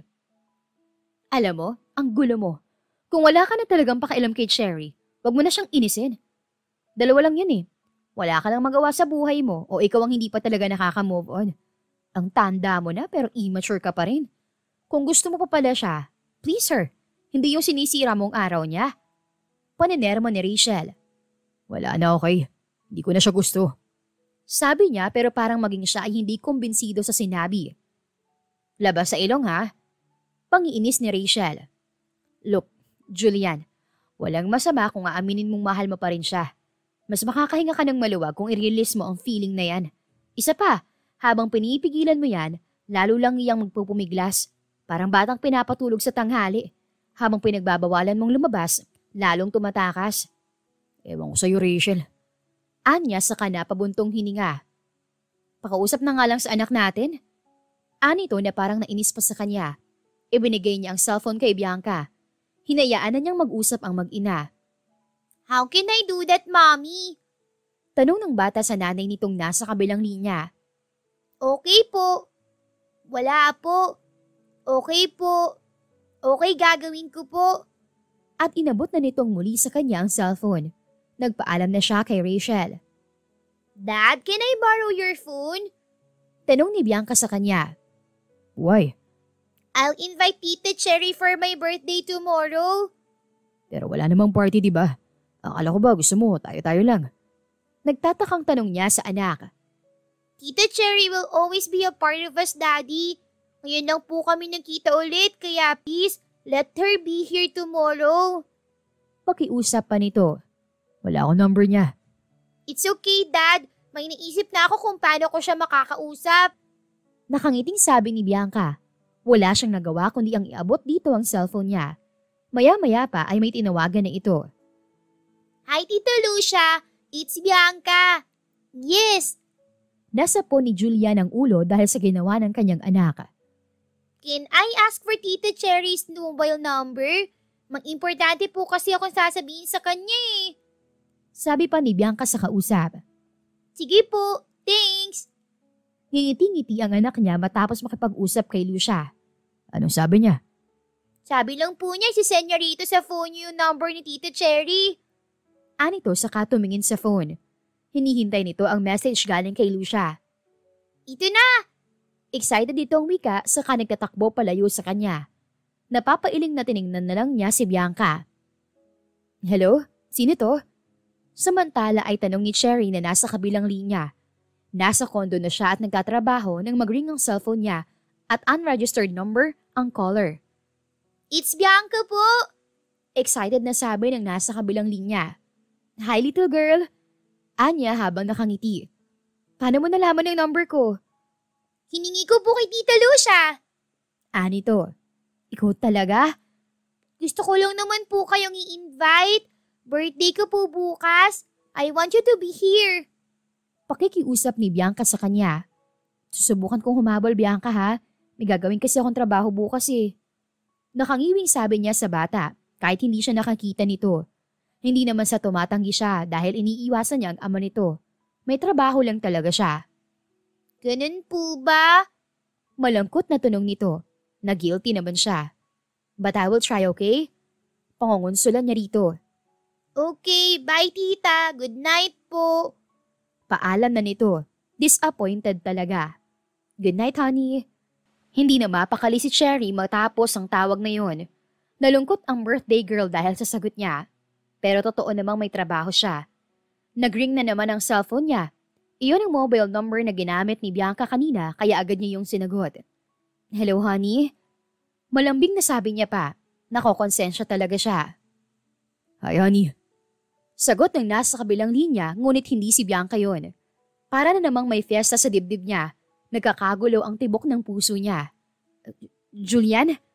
Anya, huminga siya ng malalim para makabawi. Akala ko si Bianca ang caller. Tumawag lang ako para sabihin huwag mong idamay ang bata sa inis mo sa akin. She was really disappointed and sad. Anong dinadamay? Sa tingin mo ba ay magagawa ko yun kay Bianca? Hindi ako ganun kababaw, no? May trabaho lang talaga ako. Gusto mo bang basahin ko sa yung planner ko? Hindi ko naman sinabi kay Bianca na hindi ako pupunta. Ang sabi ko, susubukan kong humabol sa party niya. Buwisit na pagpapaliwanag niya. Fine. Sabi lang nito. Fine rin. Pinindot niya ang end call button at saka inihagis ang phone niya sa sofang malapit sa kinauupuan niya. Kinabukasan ay maaga niyang ginawa ang mga dapat gawin. Nagmamadali siya dahil may job interview pa siya. Tinawagan siya ng mismong may-ari ng All Events, isang event organizing agency na kilala na sa Pilipinas. Nagpasa siya ng resume via email nang i-confirm ng nanay niyang uuwi na ang mga ito sa Pilipinas. 4:00 na nang makalabas siya mula sa opisina ng All Events. Natanggap na siya, ngunit mag-aayos pa siya ng requirements. Ngunit hindi iyon ang pinoproblema niya ngayon, kundi ang mabigat na daloy ng trapiko. Baka hindi siya umabot sa birthday ni Bianca. Madilim na pagdating ni Cherry sa bahay ni na Julian, kung saan gagawin ang party ni Bianca. Nakabukas ang pinto kaya dahan-dahan siyang sumilip sa loob. Wala nang bisita, ngunit nasa sala si Bianca at mukhang hindi masaya. Kukunin na sana niya ang atensyon nito nang biglang lapitan ito ni Julian. It's okay, baby. Baka busy lang talaga siya. Tumango ang bata ngunit nakalabi pa rin. Huminga siya ng malalim saka kumatok sa nakabukas na pinto. Hello? Nakangiting bati niya kay Bianca. Tita! Anito na biglang sumigla at tumakbo patungo sa kanya. Pasensya na ha, nalate ako. Ang traffic kasi. Paliwanag niya. It's okay, tita. Ang mahalaga nandito ka na. Nakangiting sabi nito saka siya hinila papasok sa bahay. Tinanguan siya ni Julian ngunit hindi ito nakangiti. Ganoon din ang ginawa niya. Maghahanda na ako ng pagkain. Paalam pa nito. Binalingan niya ang birthday girl. Happy birthday, honey. Bati niya kay Bianca at saka ito hinalikan sa noo. Pasensya na ha, wala akong nabiling regalo. Pero babawi talaga ako sa'yo. Ano bang gusto mo? Nakangiting tanong niya rito. Yung totoong gusto ko? Nagniningning ang mga matang tanong nito sa kanya. Of course. I want you to be my mommy. Sagot nito na nakapagpa-estatwa sa kanya. Honey, alam mong hindi ko yan kayang ibigay. Mababa ang tinig na sabi niya. I know, but that's what I really want. I understand, tita. Anito na nabawasan ang ningning ng mga mata. Let's just go to an amusement park when you're not busy. Sure, pero marami pa akong dapat asikasuhin eh. Tatawagan kita kapag hindi na ako busy, okay? Okay. Kumain ka muna. Nakahanda ng mesa. Singit ni Julian. Tiningnan niya lang ito. Tara na, tita. Ani Bianca saka siya hinila sa komedor. Hindi sumama si Julian sa kanila sa mesa na ipinagpapasalamat niya. Ayaw niyang magkasagutan sila sa harap ni Bianca, kaya dapat lang na lagi silang may distansya. Gabi na rin ang magpaalam siya kay Bianca. Pigil ito ng pigil kapag nagpapaalam siya. Mabuti na lang at may pasok ito kinabukasan, kaya may rason siya para patulugin ito. Iatid na kita. Alok ni Julian nang palabas na siya mula sa bahay nito. Heto na naman tayo. Alam mo ba na kapag inalok mong ihatid ako ay mag-aaway lang tayo? Pagod ako ngayon, kaya please, hayaan mo kong umalis dito ng matiwasay. Ikaw ito nakikipag-away. Inaalok ko na nga ng libreng sakay, ikaw pang galit. What's wrong with you? Kunot ang noong tanong nito. Basta ayoko nasa malapit ka. Anya saka ito inirapan. Dahil baka bigla mo masabi sa akin mahal mo pa rin ako. Pamabwisit nito sa kanya. Saan naman ang galing yan? Hindi na kita mahal, Julian. Mariin niyang sabi rito. Weird lang na parang may isang parte ng pagkatao niyang hindi sumasang-ayon sa sinasabi niya. Yun naman pala. Kung hindi mo na talaga ako mahal, hindi na malaking issue sa'yo ang paghatid ko sa'yo pa uwi. Anito na walang ka-ekspresyon sa muka. Ganoon ito noong hindi pa nagiging sila at siya lang ang patay na patay dito. Para siya nakikipag-usap sa estatwa. Fine. Inis na sabi niya saka sumakay sa sasakyan nito. Tahimik naman itong sumakay sa driver's seat. Tinanong lang nito kung saan siya tumutuloy at tahimik na ulit. Parang mas okay pa yung nagbabangayan sila kaysa ganoong kaseryoso ang mukha nito habang nagmamaneho. Pagkarating nila sa harap ng condominium, ay bumaba rin siya agad pagkatapos magpasalamat dito. Ngunit nagulat siya nang may biglang humiklat sa hawak niyang bag pagkalabas niya ng sasakyan. Nabalibag siya sa semento dahil sa paghiling yun. Narinig niyang nagmura si Julian. Mabilis siya nitong dinaluhan. Itinayo siya nito ngunit ramdam pa rin niya ang sakit ng sikong naitukod niya nang bumalibag siya sa semento. Yung bag ko, imbis ay sabi niya rito. Importante pa ba yun? Galit na sabi nito habang hawak siya sa magkabilang balikat. Pero nandun ang cellphone at wallet ko. Giit niya. Naiiyak na siya sa nawawalang gamit at sa masakit na siko. Madaling palitan yun. Ani Julian na kumalma na ang tinig. Marahil ay napansin itong nagpipigil siya ng iyak. Ngunit hindi niya yun napagilan. Napaluhan na lang siya. Agad-agad ang niyakap siya nito. Nang mahimasmasan siya, inatid na siya nito sa tinutuluyang unit. Magpapablotter ako. Baka sakaling may CCTV doon sa pinangyarihan na bangi snatch. Dito ka na lang. Ako nang bahala. Salamat. Nasa tapat lang sila ng pinto ng unit. Mabuti na lang at nasa bulsa niya ang susi niyon. Okay ka lang ba? Nag-aalalang tanong nito. Tumango siya, ngunit parang naiiyak na naman siya. Huwag mo nang isipin yun. Bago pa tumulo ang luha niya, ay naramdaman na naman niyang yakap siya nito. Yumakap na rin siya rito dahil iyon lang ang sa tingin niyang magpapakalma sa kanya ng mga sandaling iyon. Huminga siya ng malalim at saka bumitiw rito. Salamat. Sabi niya rito. Pumasok ka na. Anito. Ganoon na nga ang ginawa niya. Bago niya maisara ang pinto ay nakita niya pang tumango ito. Ingat ka. Sumandal siya sa nakapinid na pinto. Gusto na naman niyang umiyak ngunit hindi na para sa nawawalang bag o sa sakit ng siko. Mayroong kung anong damdamin ang bumabalik sa puso niya nang dahil sa yakap ni Julian. Pagkatapos asikasuhin ni Julian ang pagpapablatter, ay agad na siyang nagmaneho papuntang Biancake's Resto. Uuwi na sana siya ngunit nagbago ang isip niya. Habang nagmamaneho, ay hindi siya pinatahimik ng umiiyak na imahe ni Cherry na paulit-ulit na nag-flash sa utak niya. Ngunit mas ayaw siyang patahimikin ang sinabi nitong hindi na siya nito mahal. Dapat ay wala na siyang nararamdaman. Dapat ay hindi na iyon big deal sa kanya. Ang ibig bang sabihin niyon ay mahal pa rin niya ito? Pagdating niya sa kanyang restaurant ay agad siyang dumiretso sa kanyang maliit na opisina. Ngunit bago siya magtungo roon ay humingi muna siya ng whiskey sa isang crew. Nang dalhin nito ang whiskey sa kanya ay agad niya iyong binuksan. Nagsalin siya sa baso at naupo sa kanyang swivel chair. There was no sense pretending that his feelings for Cherry were gone. Kahit ipokpok niya ang ulo niya sa mesa ay hindi niyon mababago ang damdamin niya. Hindi siya masasaktan ng sabihin nito sa kanyang hindi na siya nito mahal kung wala na siyang damdamin para dito. Marahil ay hindi talaga nawala ang pagmamahal niya na para lang dito. It was there all along. He just ignored it. Nasaktan siya sa pag-iwan nito sa kanya, kaya inisip niya ang galit na lang ang nararamdaman niya. But when he saw her again, he knew right then that he still loved her. Ayaw niya lang aminin iyon sa kanyang sarili. Ininom niya ang alak na nasa baso. Hindi na yun matatalo ang pait na nararamdaman niya. Napapailing na sumandal siya sa kinauupuan. Ano nang gagawin niya ngayon? Wala. Sagot ng isang bahagi ng isip niya. Wala na naman talaga siyang magagawa. She was with another man at nadudurog ang puso niya sa isiping hindi na siya nakapagpapasaya rito ngayon. Bakit pa kasi sila muling nagkita? Kung hindi na lang sana ulit sila nagkita, ay hindi na niya mapapansin ang damdamin niya ritong hindi naman pala nawala kahit kailan.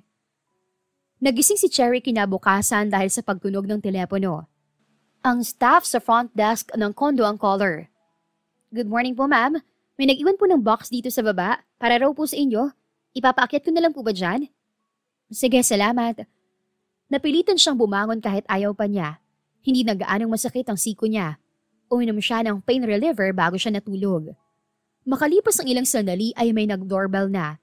Iniabot sa kanya ng isang staff ang isang box. Matapos niyang magpasalamat ay umalis din ito kaagad. Umupo siya sa sofa at binuksan ang box. Isang maliit na box ng cellphone at isang wallet ang laman niyon. May lamang pera ang wallet. Nagtatakang hinalugog niya ang box. Walang kahit anong note roon. Binuksan niya ang cellphone. May SIM card na yon. Isang number lang ang nakasave sa contacts at number iyon ni Julian. Hindi na niya kailangan pang magtanong kung kanino galing ang mga iyon. Sinubukan niyang tawagan ng lalaki. Abat may load pa. Anya sa sarili habang hindi pa sinasagot ni Julian ang tawag niya. Hello? Ani Julian mula sa kabilang linya. Bakit mo ko binilhan ng cellphone? At isa pa, bakit mo ko binigyan ng pera? Dahil kailangan mo. Bale walang sagot nito. Hindi ko to kailangan. Ipapadala ko ang mga to sa'yo. Tanggi niya. Bayaran mo na lang ako kapag may pera ka na. Pero huwag mo yung ibabalik sa akin. Nag-isip muna siya bago sumagot. Siyempre, ay kailangan talaga niya ang mga iyon, lalo na ang pera dahil hindi siya makakaalis sa kondo kung wala siyang panggastos sa labas. Hindi rin siya makakakain. Wala siyang cards. Naroon ang lahat sa bag niyang na-snatch. Sige, babayaran na lang kita kapag nakapag-request na ako ng bagong card. Anyway, salamat. Salamat talaga. Mapagkumbaba niyang sabi. Walang anuman. Naputol na ang linya ngunit nakatulala pa rin si Cherry. Ginawa kaya yun ni Julian dahil may nararamdaman pa rin ito sa kanya? Nagbuga siya ng hangin. Hindi na siguro. Pagkatapos ng masaklap nilang paghihiwalay ay imposible na iyon. Isa pa, kung sakaling mahal pa rin siya nito, wala na rin namang patutunguhan. Wala na siyang pag-ibig kay Julian. May Greg na siya. Wala na nga ba? Tanong ng isang bahagi ng isip niya. Minabuti na lang niyang tumayo at maligo. Magtatrabaho na siya. Aasikasuhin na niya ang mga requirements na hinihingi ng all events at iintindihin na lang niya ang party ng Tita Elvira. Maghapong naging abala si Cherry. Nahilo na nga siya sa pag-aayos ng requirements. Nakakasama ng pakiramdam ang mahaba at paulit-ulit na pagpila. Ang masaklap pa ay hindi pa rin niya nakompleto ang requirements niya. Pag-uwi niya sa kondo ay hapong-hapo siya. Sa sobrang pagod niya ay parang wala na siyang ganang kumain pa. All she wanted was to lie on the bed and rest her back. Iyon na sana ang gagawin niya nang mag-ring ang bago niyang phone. Hi tita, it's Bianca! Masiglang bungad ng bata mula sa kabilang linya. Hi honey. Tita, busy ka pa ba? Kailan tayo mag-amusement park? Paglalambing nito. Kapag nakompleto ko ng requirements ko bukas ng maaga, pwede tayong umalis bukas.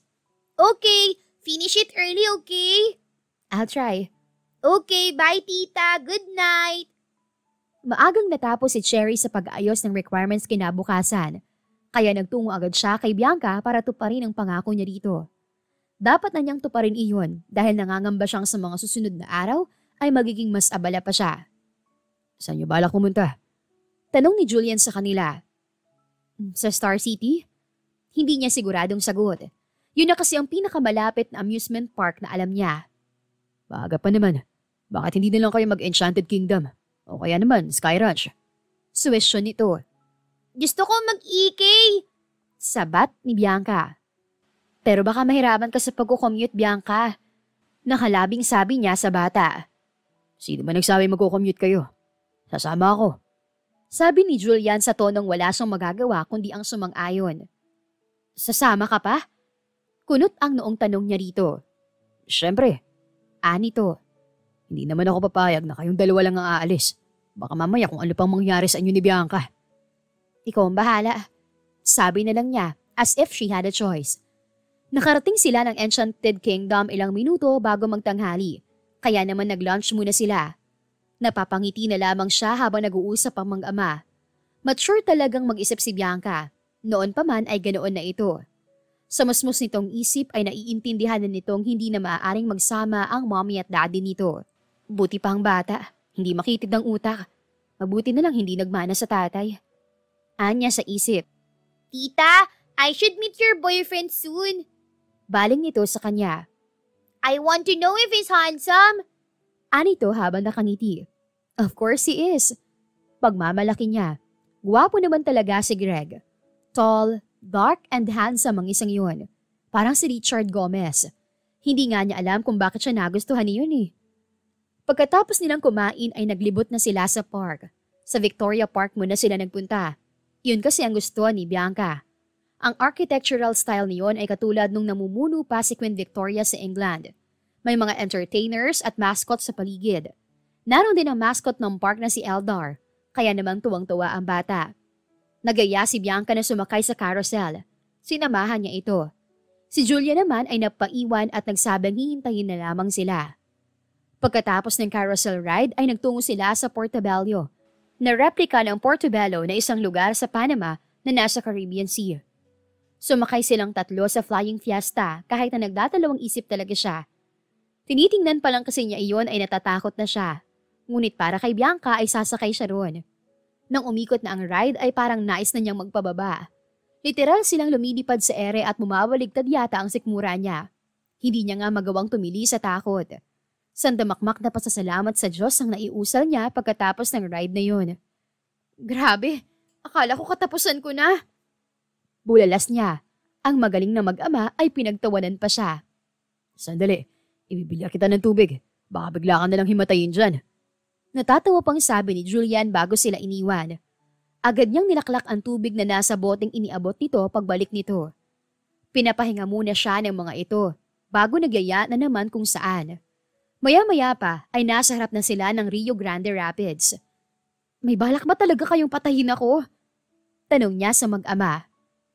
Sige na, dito ka na lang. Ako na lang ang sasama kay Bianca. Ani Julian na napapailing pa. Mabuti pa nga. Pinanood na lang ni Cherry ang mag-ama habang nagpapakabasa sa tubig ang mga ito. Hindi naman mukhang nakakatakot ang Rio Grande Rapids, ngunit nahihilo pa rin siyang tingnan ang mga ito. Kinuhanan na lang niya ng litrato ang dalawa sa kanyang cellphone. Pagkatapos magpakabasa ng mga ito ay kung saan-saan pa sila nagtungo kaya ginabi na sila roon. Salamat sa pagsama kay Bianca. Ani Julian na nasa bandang likuran niya. Masayang masaya talaga siya. Masaya rin naman ako eh. Sinserong sabi niya. Namiss ko yata siya. Siya lang. Sa gulat niya ay tanong nito. Kunot ang noong hinarap niya ito para mas magulat dahil sa liit ng agwat nila sa isa't isa. Biglang nagkagulo ang brain cells niya. What? Parang nangingiting tanong pa nito nang harapin niya. Kung ano-anong tinatanong mo? Nakataas ang isang kilay na sabi niya rito. Hindi mo talaga ako na-miss kahit konti lang. Seryosong tanong nito. Kunot pa ang noo. Magsisinungaling siya kung sasabihin niyang hindi, pero hindi na nito iyon dapat pang malaman.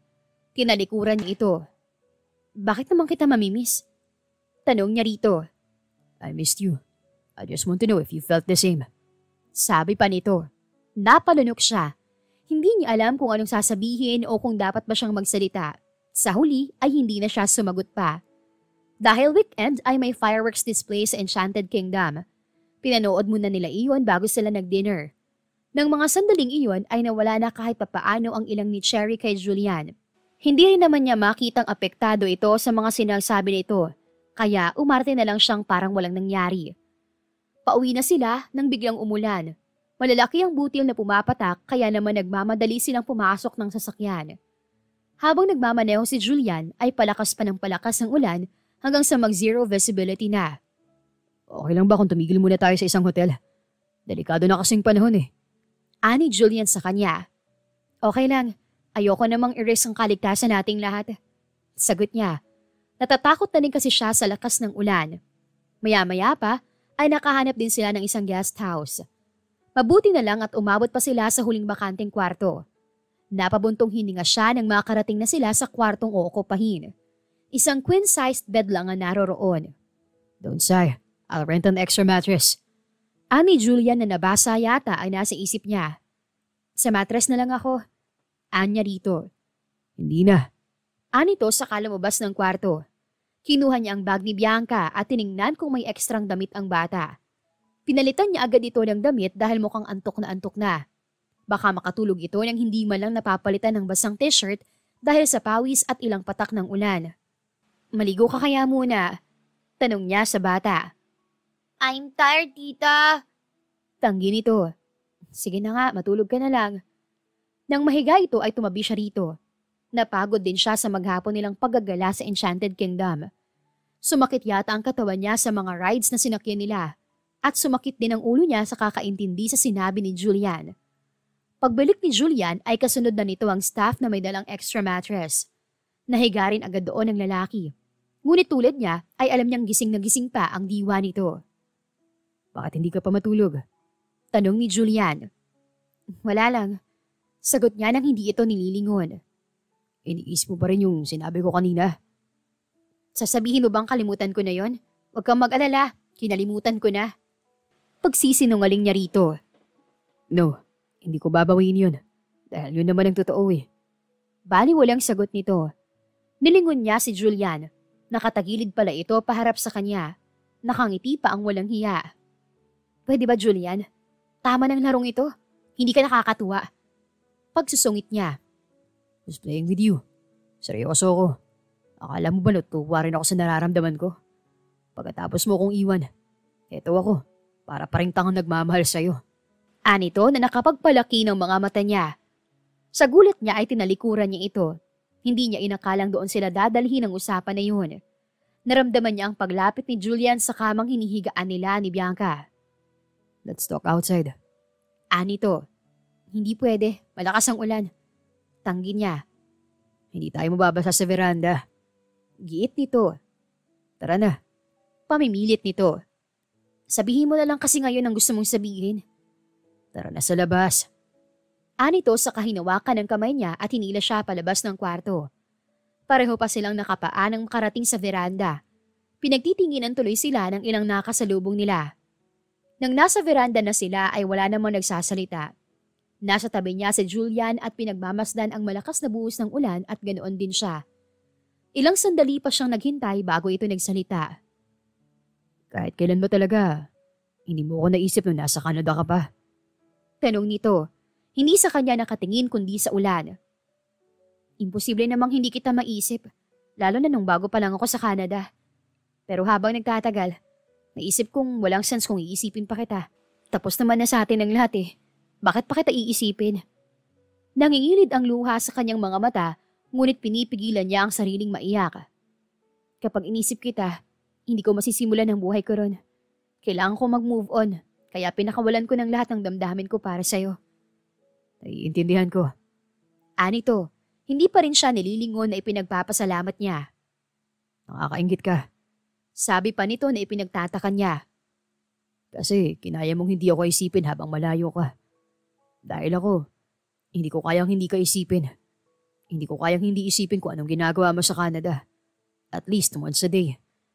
Ayaw man niya ay tumulo na ang mga luhang pinipigil niya. Sumasakit yata ang dibdib niya. Nakakaingit ka kasi nakamove on ka na. Kasi hindi mo na ako mahal. Kasi may mahal ka ng iba. Kung nagawa ko lang sana yun, hindi na tayo nag-uusap ngayon. Nakakainis nga eh. Nakakainis isipin hindi mo na ako mahal. Habang mahal na mahal pa rin kita. Kung may gusto man siyang sabihin dito sa mga sandaling iyon, ay kung gaano siya nangulila sa yakap at halik nito noong maghiwalay sila. Na sa mga sandaling iyon ay alam niya at sigurado na siya na ito pa rin talaga ang mahal niya.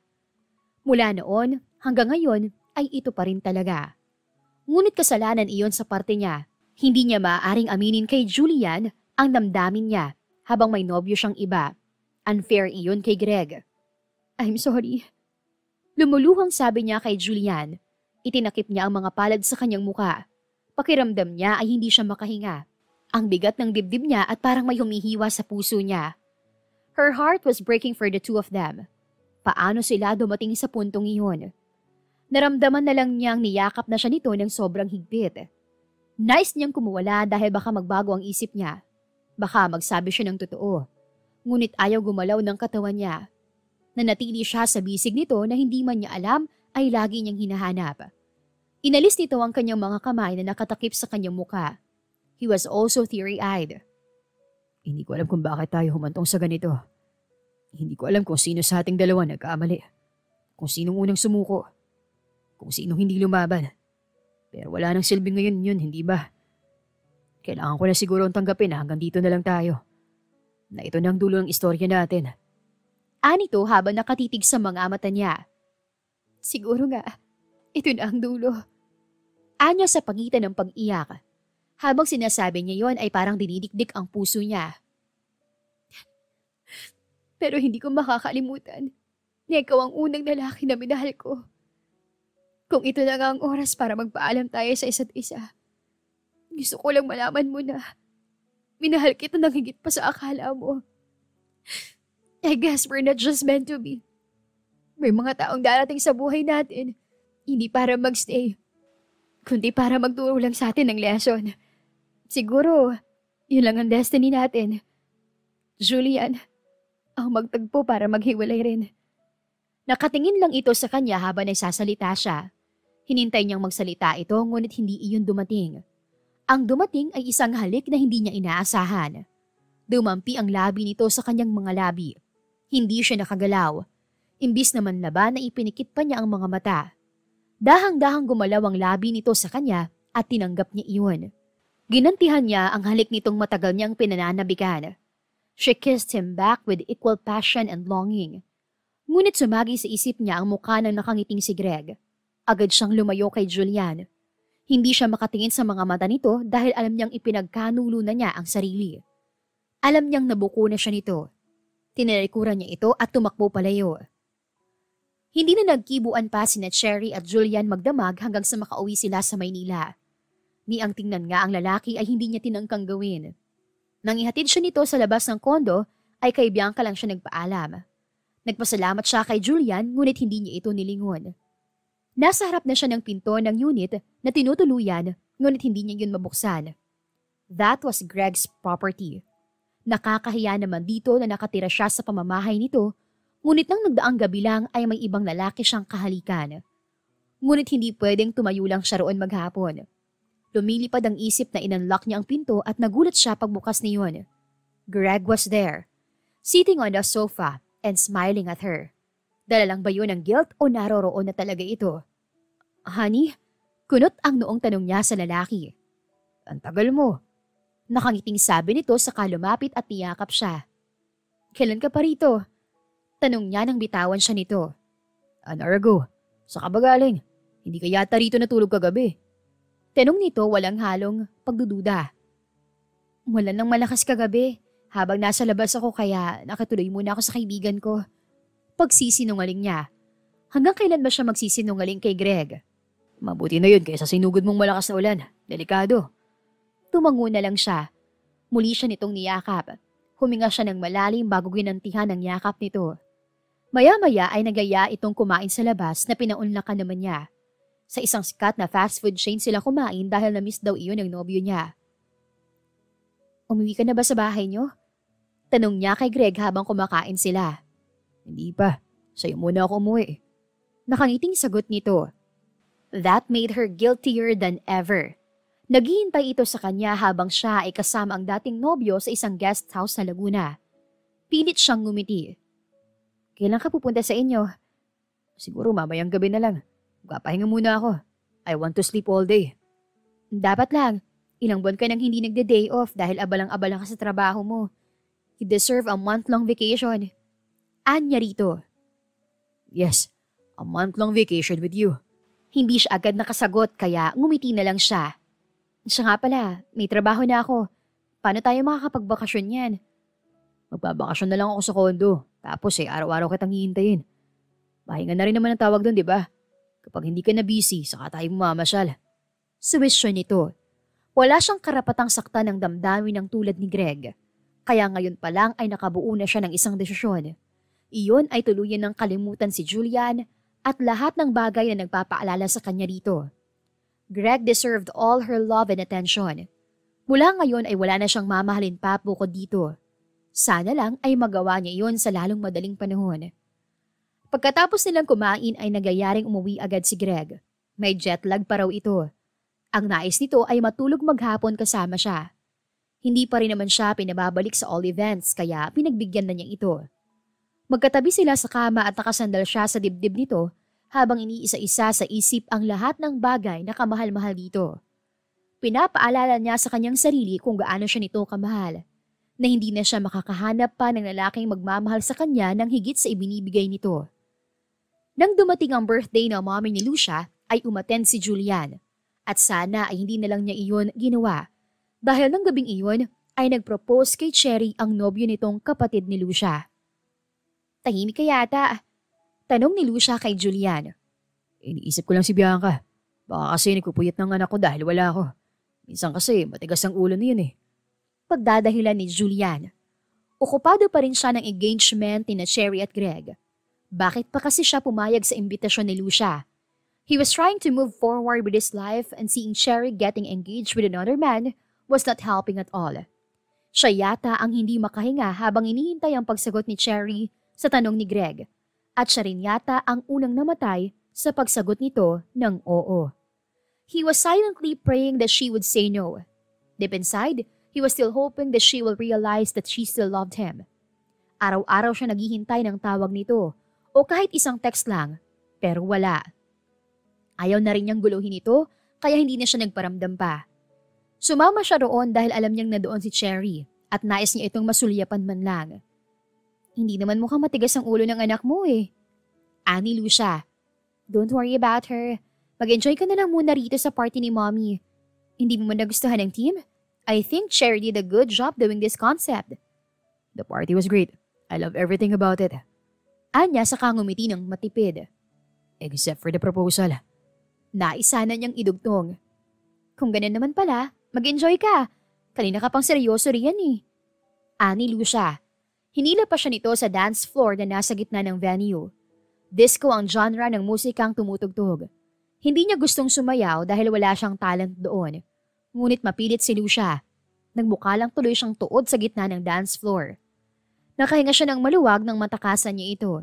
Nagtungo siya sa bar na nasa gilid ng venue at nanghingi ng juice. Broken-hearted siya pero wala siyang balak magpakalasing dahil nais niya pang umuwi ng bahay.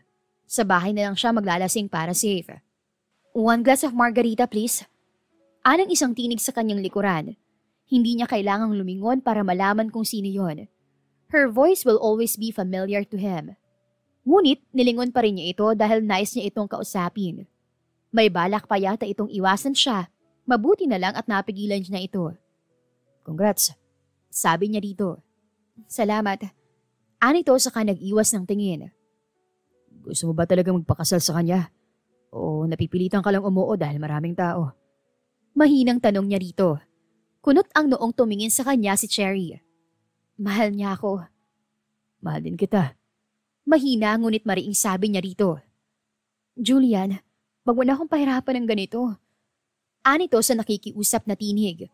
Wala siyang nagawa kundi ang tumango at lumayo. Tama, hindi na niya ito mahihirapan pa, kaya kahit masakit sa kanya, ay lalayo na lang siya at hindi na ito guguluhin pa.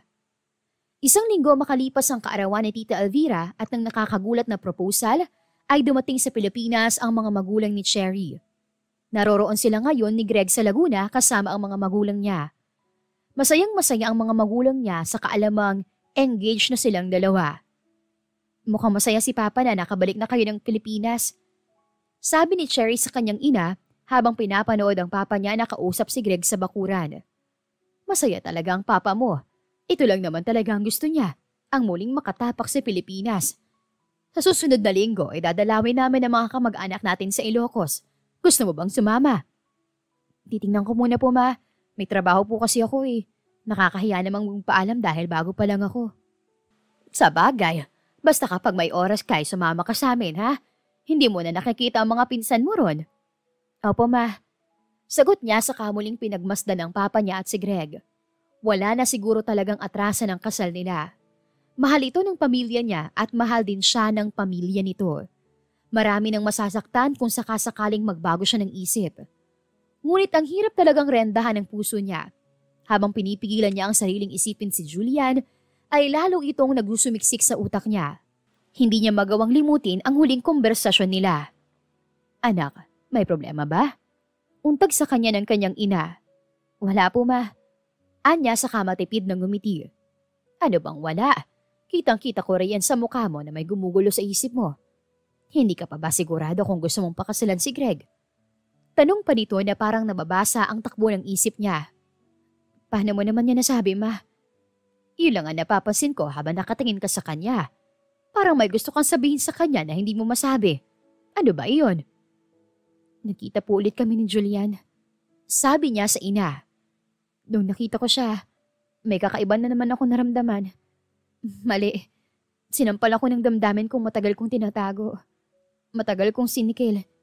Pero hindi pala nawala. It has always been him.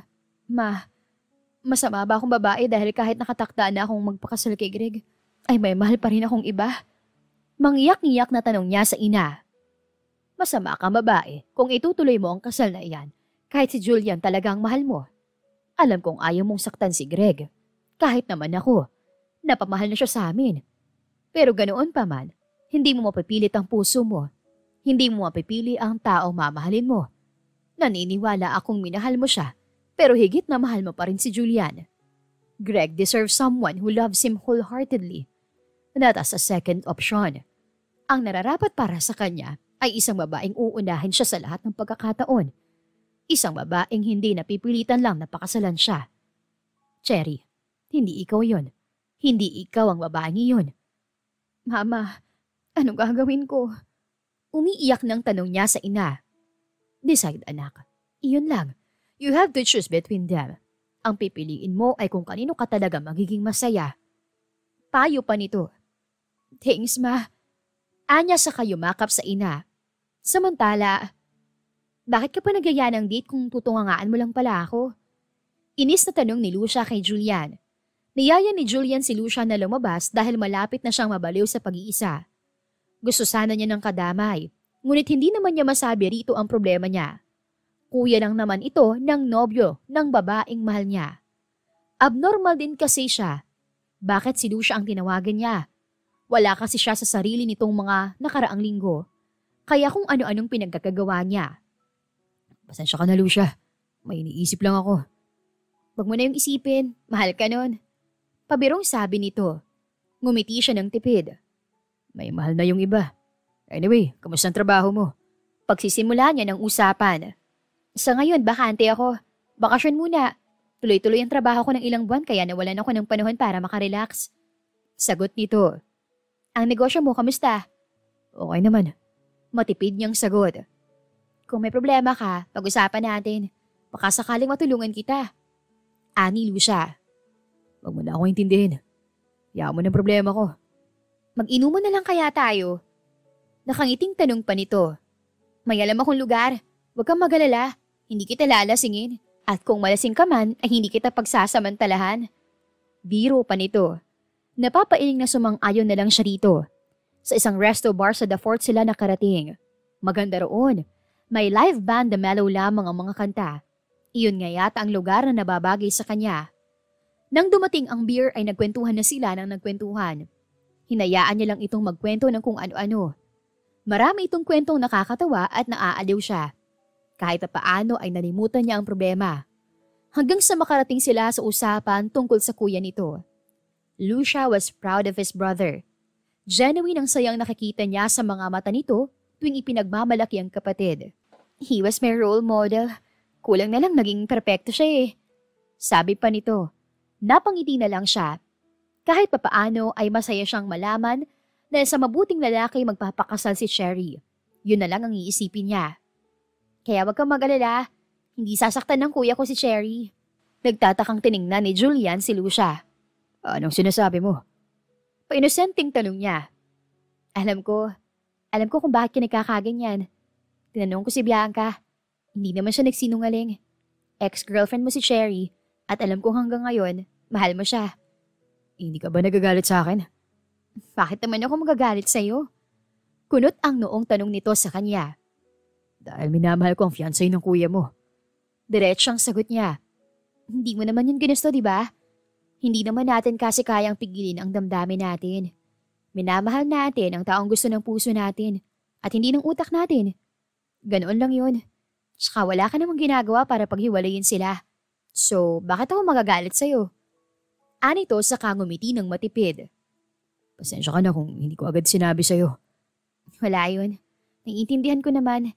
Sana lang, Julian, matutunan mo pang buksan uli ang puso mo. Marami pa namang iba riyan. Pagpaparinig nito sa kanya. Like? Natatawang tanong niya rito. Like me? Biro nito ngunit alam niyang totoo yun para rito. Kung kaya ko lang magmahal ng iba, Lucia, gagawin ko. Pero ngayon hindi pa eh. Ayokong gawing panakipbutas ang kahit na sinong babae. Siguro ay darating din ako ron. Hindi ko naman isinasara ang puso ko. Ipinapahinga ko lang. Anya saka ngumiti. Ngumiti rin ito at saka tinungga ang beer na nasa harap. Hindi na rin sila nagtagal sa resto bar na yun dahil ayaw niyang malasing. Magmamaneho pa siya at ayaw niyang maaksidente. Kaya habang wala pang epekto ang alak sa kanya, ay nagaya na siyang umuwi. Sa kabilang banda ay nagaya naman si Greg na mag-dinner sila ni Cherry.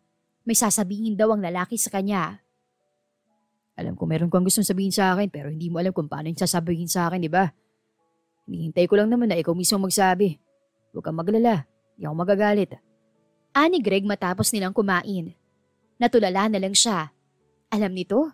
Pero paano? Siguro nga ito ng oras ng pagpapakatotoo. Hindi ko sinasadya, Greg. Hindi ko rin alam na mahal ko pa pala siya. Sorry. Hinawakan niya ang kamay ni Greg na nakapatong sa mesa. Kung pwede ko lang diktahan ang puso ko, ikaw naman talagang pipiliin ko eh. Napakagat siya ng labi dahil naiiyak na siya. Kaya lang mas mahal mo siya.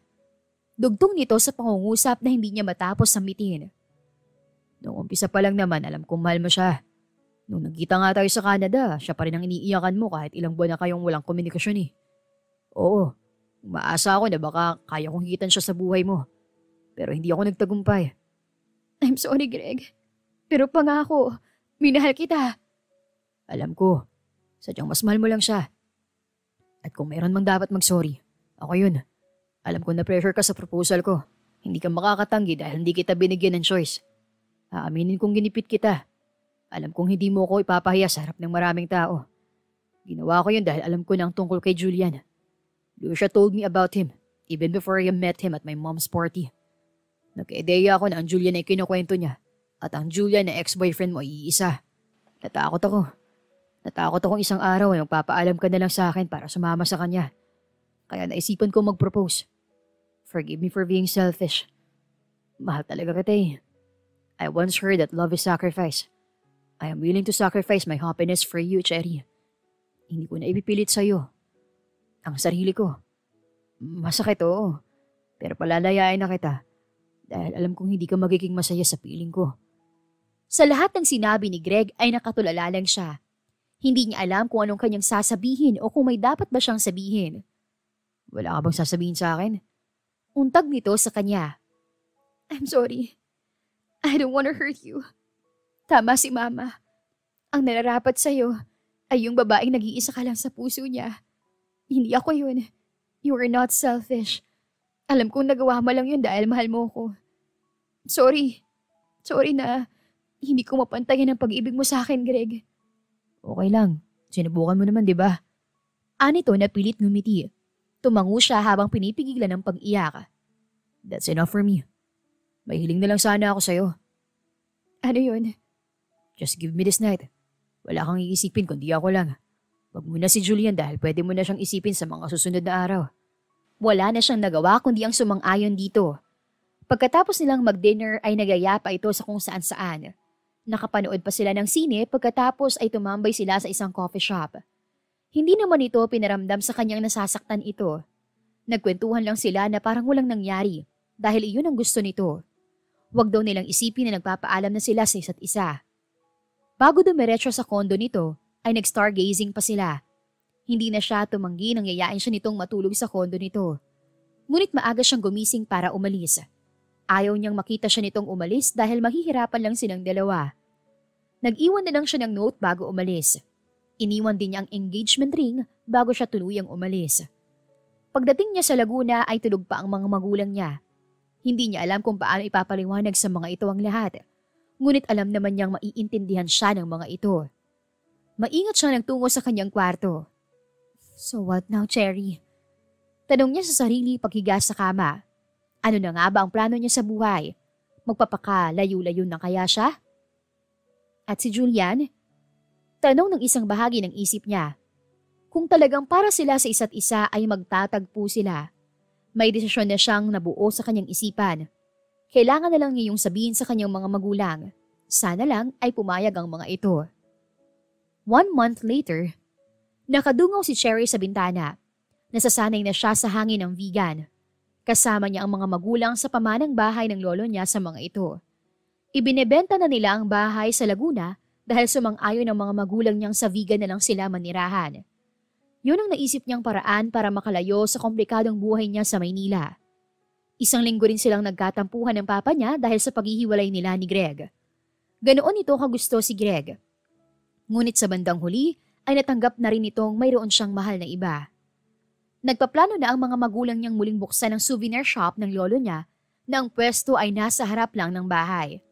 Hindi kasi iyon na manage ng matino ng mga tito at tita niya dahil naging abala rin sa kanya-kanyang buhay. Malaking paniniwala niyang magiging maganda ang buhay nila sa vegan. Tahimik, walang hassle, hindi tulad sa Maynila. Anak, mamimintana ka na lang ba maghapon? Hindi mo ba ipapasyal si Diana? Tanong sa kanya ng kanyang ina. Lumingon siya rito. Tulog pa po si Diana, mamaya na lang po kami lalabas. Nasa kanila si Diana dahil nais daw nitong magbakasyon bago ang kasal nito. Inaatake yata ng cold feet ang kaibigan niyang Locaret. Ngunit masaya siyang kasama niya ito. Nalilibang siya at hindi iniisip ang kung sino man kina Julian at Greg kapag kausap niya ito. Minabuti na niyang tulungan sa paghanda ng mesa ang kanyang ina. Ang bango ng longganisa. Natatakam na sabi niya sa mama niya habang inililipat nito ang longganisa sa isang lalagyan. Araw-araw ng longganis ang almusal, hindi ka pa rin nagsasawa. Napapailing na sabi nito. Siya kasi ang nag-request ng longganisa para sa almusal. Sa tagal nating hindi umuwi rito, talagang namiss ko yan. Maya-maya pa ay nagising na si Diana at sabay-sabay na silang nag-agahan. Pagkatapos kumain ay nagaya si Diana na umalis. Sinamahan naman niya ito. Nais daw nitong maglakad sa Calle Crisologo. Ngunit nang makakita ng kalesa ay nagaya namang sumakay. Pinagbigyan niya na lang. Sa kabilang banda naman ay titig na titig si Julian sa kanyang cellphone. Dahil desperado na siya ay gumawa na siya ng Facebook account para lang ilocate si Cherry. Ngunit mahirap yata talagang hanapin ang ayaw magpahanap. Ano ba yung tinitingnan mo? Tanong ni Lucia kay Julian. Wala nang matuto ka mag-FB, hindi ka na makausap ng matino eh. Reklamo nito. Alam ko na kung nasan si Sherry. Sabi niya rito. Talaga? Kung ganun, tara na. Puntahan na natin siya para matapos ng drama na to. Inamin sa kanya ni Lucia na gusto siya nito. Ngunit hindi niya ikinaila rito na mahal pa rin niya si Cherry. Naintindihan naman ito at sinabing wala itong balak na ipilit ang sarili sa kanya. Sinabi rin ito sa kanyang naghiwalay na si Cherry at ang kuya nito kaya nagkaroon siya ng malaking pag-asang pwede pa silang dalawa. Ngunit missing in action ang leading lady niya. Hindi tayo pwedeng umalis nang walang kaplano-plano. Sabi niya kay Lucia. Nasaan ba siya? Nasa vegan. Diyos ko, ang layo naman. Palatak nito. Walang malayo kung para kay Cherry. Tama na Julia na, nasasaktan na ako. Pagdadrama nito. Napapailing na ibinalik na lang niya sa screen ang paningin. Mabuti na lang at inaccept ng kaibigan ni Cherry na si Diana ang friend request niya dahil magkasama pala ang dalawa ngayon sa vegan. Bumili ka ng plane ticket papuntang Lawag City. Hindi tayo makakarating sa vegan kung tutungangaan mong picture ni Cherry. Sita sa kanya ni Lucia. Yes ma'am, bibili na ako ng ticket. Sarkastikong sabi niya rito. Nang araw ding iyon ay nakalapad sila patungong Ilocos Norte. 1 oras lang ang biyahe sa eroplano at 1.5 oras naman ang biniyahe nila sakay ng bus patungong vegan. Pagdating sa vegan ay nakahanap naman sila agad ng hotel. Doon na rin niya kinontak si Diana para sa kanyang plano. Hindi na siya mag-aaksaya pa ng panahon. Wala nang pahipahinga. Kailangan nilang magkita ni Cherry. Cherry, panoorin na natin ang dancing fountain. Ungot naman ni Diana kay Cherry kinagabihan. Gaga ka talaga. 2 oras pa lang tayong nananahimik dito sa bahay. Gusto mo na namang bumalik doon? Inis na sabi ni Cherry sa kaibigan. Paanong hindi siya maiinis ay masakit na ang binti niya. Bukas na lang. Ngayon na, please. Pakikiusap nito. Kulang na lang ay lumuhod sa harap niya. Ano bang trip mo? Napipik ko na tanong niya rito. Gusto ko na kasing makita ang fountain dahil uuwi na ako bukas sa Maynila. Bukas? Di ba next week pa? Tinawagan na ako ni Liam. Narealize ko nag-aalala na siya na baka hindi na ako bumalik at baka walang kasalang maganap. Kawawa naman ang jowa ko. Nakalabing sabi pa nito. Ay nako, sige na nga. Napipilitang sabi niya rito. Muli ay naglakad sila sa Calle Crisologo. Ngayon ay marami ng turista roon. Karamihan ay magkasintahan o mag-asawa. Mayroon kasing romantic ambience ang kalyeng iyon sa gabi. Madalas nga roon ginagawa ang ilang prenuptial shoots. Bakit ang bagal nating maglakad? Tanong niya kay Diana. Alam ko namang masakit ang paa mo. Anito, naka-abresyete sa kanya. Hindi ka ba naiinggit sa kanila? Tanong nito sa kainginuso ang isang parehang magkahawak kamay na naglalakad. Bakit naman ako maiinggit? Kasi kung hindi ka nagtatago dito, baka ganyan din kayo ni Julian ngayon. Talagang naipasok mo pa si Julian sa usapan na to ha. Paano kung hinahanap ka niya? Kung hinahanap niya ako, di sana nagkita na kami. Paano ko mahahanap? Hindi ka nga nag-iwan ng trace. Bigla ka na lang nagdesisyong magtungo rito sa vegan. Kung ako sa'yo, hindi na ako magpapakipot pa. Tigilan ang drama na to at kausapin mo na siya. Hindi na siya kumibo pa para matapos ng usapan. Hindi naman niya isinasara ang puso niya kay Julian. Hindi na nga yata siya magmamahal ng iba pa bukod dito. Gusto niya lang bigyan ng panahon ng sarili. Masakit sa ulo ang muli nilang pagkikita kaya break time muna. Pagdating nila sa dancing fountain ay paumpisa na ang show. Ngunit parang espesyal ang gabing iyon dahil may kasabay na tugtog ang dancing fountain. Napangiti siya nang ma-realize na di na natuto ang kanta. Maya-maya ay nagtaka siya. Wala na pala si Diana sa tabi niya. Lumingon siya pakaliwa at pakanan ngunit wala ng tao kundi siya na lang. Lumingon din siya sa kanyang likuran para tingnan kung may tao pa. At nagulat siyang mayroon nga. Anong ginagawa mo rito? Tanong niya kay Julian. Nasa likod nito ang mga taong nanonood ng fountain show, ngunit ang atensyon ng mga ito ay nasa kanila na. Napansin niya ring naroon si Lucia, katabi ito ni Diana. Ano pa ba? E di sunundan ka. Isang buwan kitang hinanap, nandito ka lang pala. Ani Julian. Bakit bigla ka na lang naglaho? Gusto ko lang na ipahinga nating lahat ang mga puso't isipan natin. Sapat na ba ang isang buwan para sa pahinga na yon? Siguro. Ikaw ba may pakana ng background music sa fountain show? Napapangiti ng tanong niya dito. Hindi pa rin tumitigil ang kanta. Pati na rin ang show, kaya pakiramdam niya ay napaka-espesyal niya ng gabing iyon. Meron pa bang iba? Para sa naman ang pa-effect na yan? Pwede ka namang pumunta sa bahay para kausapin ako. Nakakahiya tuloy sa maraming tao. Gusto ko kasing gawing espesyal ang gabing ito. Hindi ko to masyadong napaghandaan dahil lumipad kagad ako patungo rito nang malaman kong nandito ka. Hindi ka pa ready sa lagay na to, ha? Natatawang sabi niya. Mahal kita. He said out of the blue. Natahimik tuloy siya. Siguro nga nagkamali ako nun. Imbis na suportahan ka, ay pinigilan kita sa gusto mong gawin. Because of you, I realized that if you really love somebody, you should let her spread her wings and fly. Hindi dapat kita hinihawla sa pag-ibig ko. I've been selfish and I'm sorry. Kung maipapangako man ako sa'yo ngayon, hindi na ako magiging sagabal sa mga plano mo. Ahayaan kitang abutin ang mga pangarap mo. Mali rin naman ako nun eh. Kung hindi ko pinairal ang pride ko, edi hindi natin kailangan pang maghiwalay. Kalimutan na lang natin ang nakaraan, Julian. Anya habang nangingilid ang luha sa mga mata. Yes, kalimutan na natin ang nakaraan. Dahil ang gusto ko sana, pag-usapan natin ang hinaharap nating dalawa. What do you mean? Imbis na sumagot, ay mas lumapit pa ito sa kanya.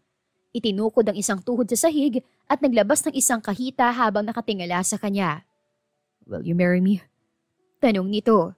Nabibingi siya sa hiyawan at palakpakan ng mga taong nanunood sa kanila. Nang mapatingin siya sa umpukan ng mga tao, ay nakita niya na naroon ang mga magulang niya. Nakangiti ang kanyang ina at ang papa naman niya ay tinanguan siya na tila sinasabing pumayag na siya. Tumayo ka muna riyan bago ko sagutin ang tanong mo. Sabi niya kay Julian. Sumunod naman ito kaagad. I've always dreamed of being your wife. Mula nung makilala yata kita, yun na naging dasal ko. Mabuti naman at naisipan mo nang alokin ako ngayon. Sabi niya sa yumakap dito. Pagkatapos mo kong itaboy ng ilang beses, hindi ko akalaing darating pa tayo sa araw na to. I love you, Cherry. I swear, I won't let you go again. Bulong nito sa kanya. Isuot mo na muna tong singsing. Natatawang sabi pa nito. Nang isuot nito ang singsing sa kanya ay nagpalakpakan ng lahat. Pati ang puso niya ay pumapalakpak dahil sa sobrang saya. I love you, Julian. To the moon and back. Nakangiti ng sabi niya sa lalaki. Mabuti naman at narinig ko na ulit yan. Anito saka siya hinalikan sa labi. Buong puso niya iyong tinanggap. Medyo overdue ang happy ending nila pero okay lang iyon sa kanya. Basta ba si Julian pa rin ang makakatuluyan niya sa dulo. The end. Kung nagustuhan niyo ang aming istorya, huwag kalimutang mag-like at subscribe. Salamat sa pakikinig. Mag-iingat po tayong palagi at naway lagi tayong pagpalain. Hanggang sa susunod!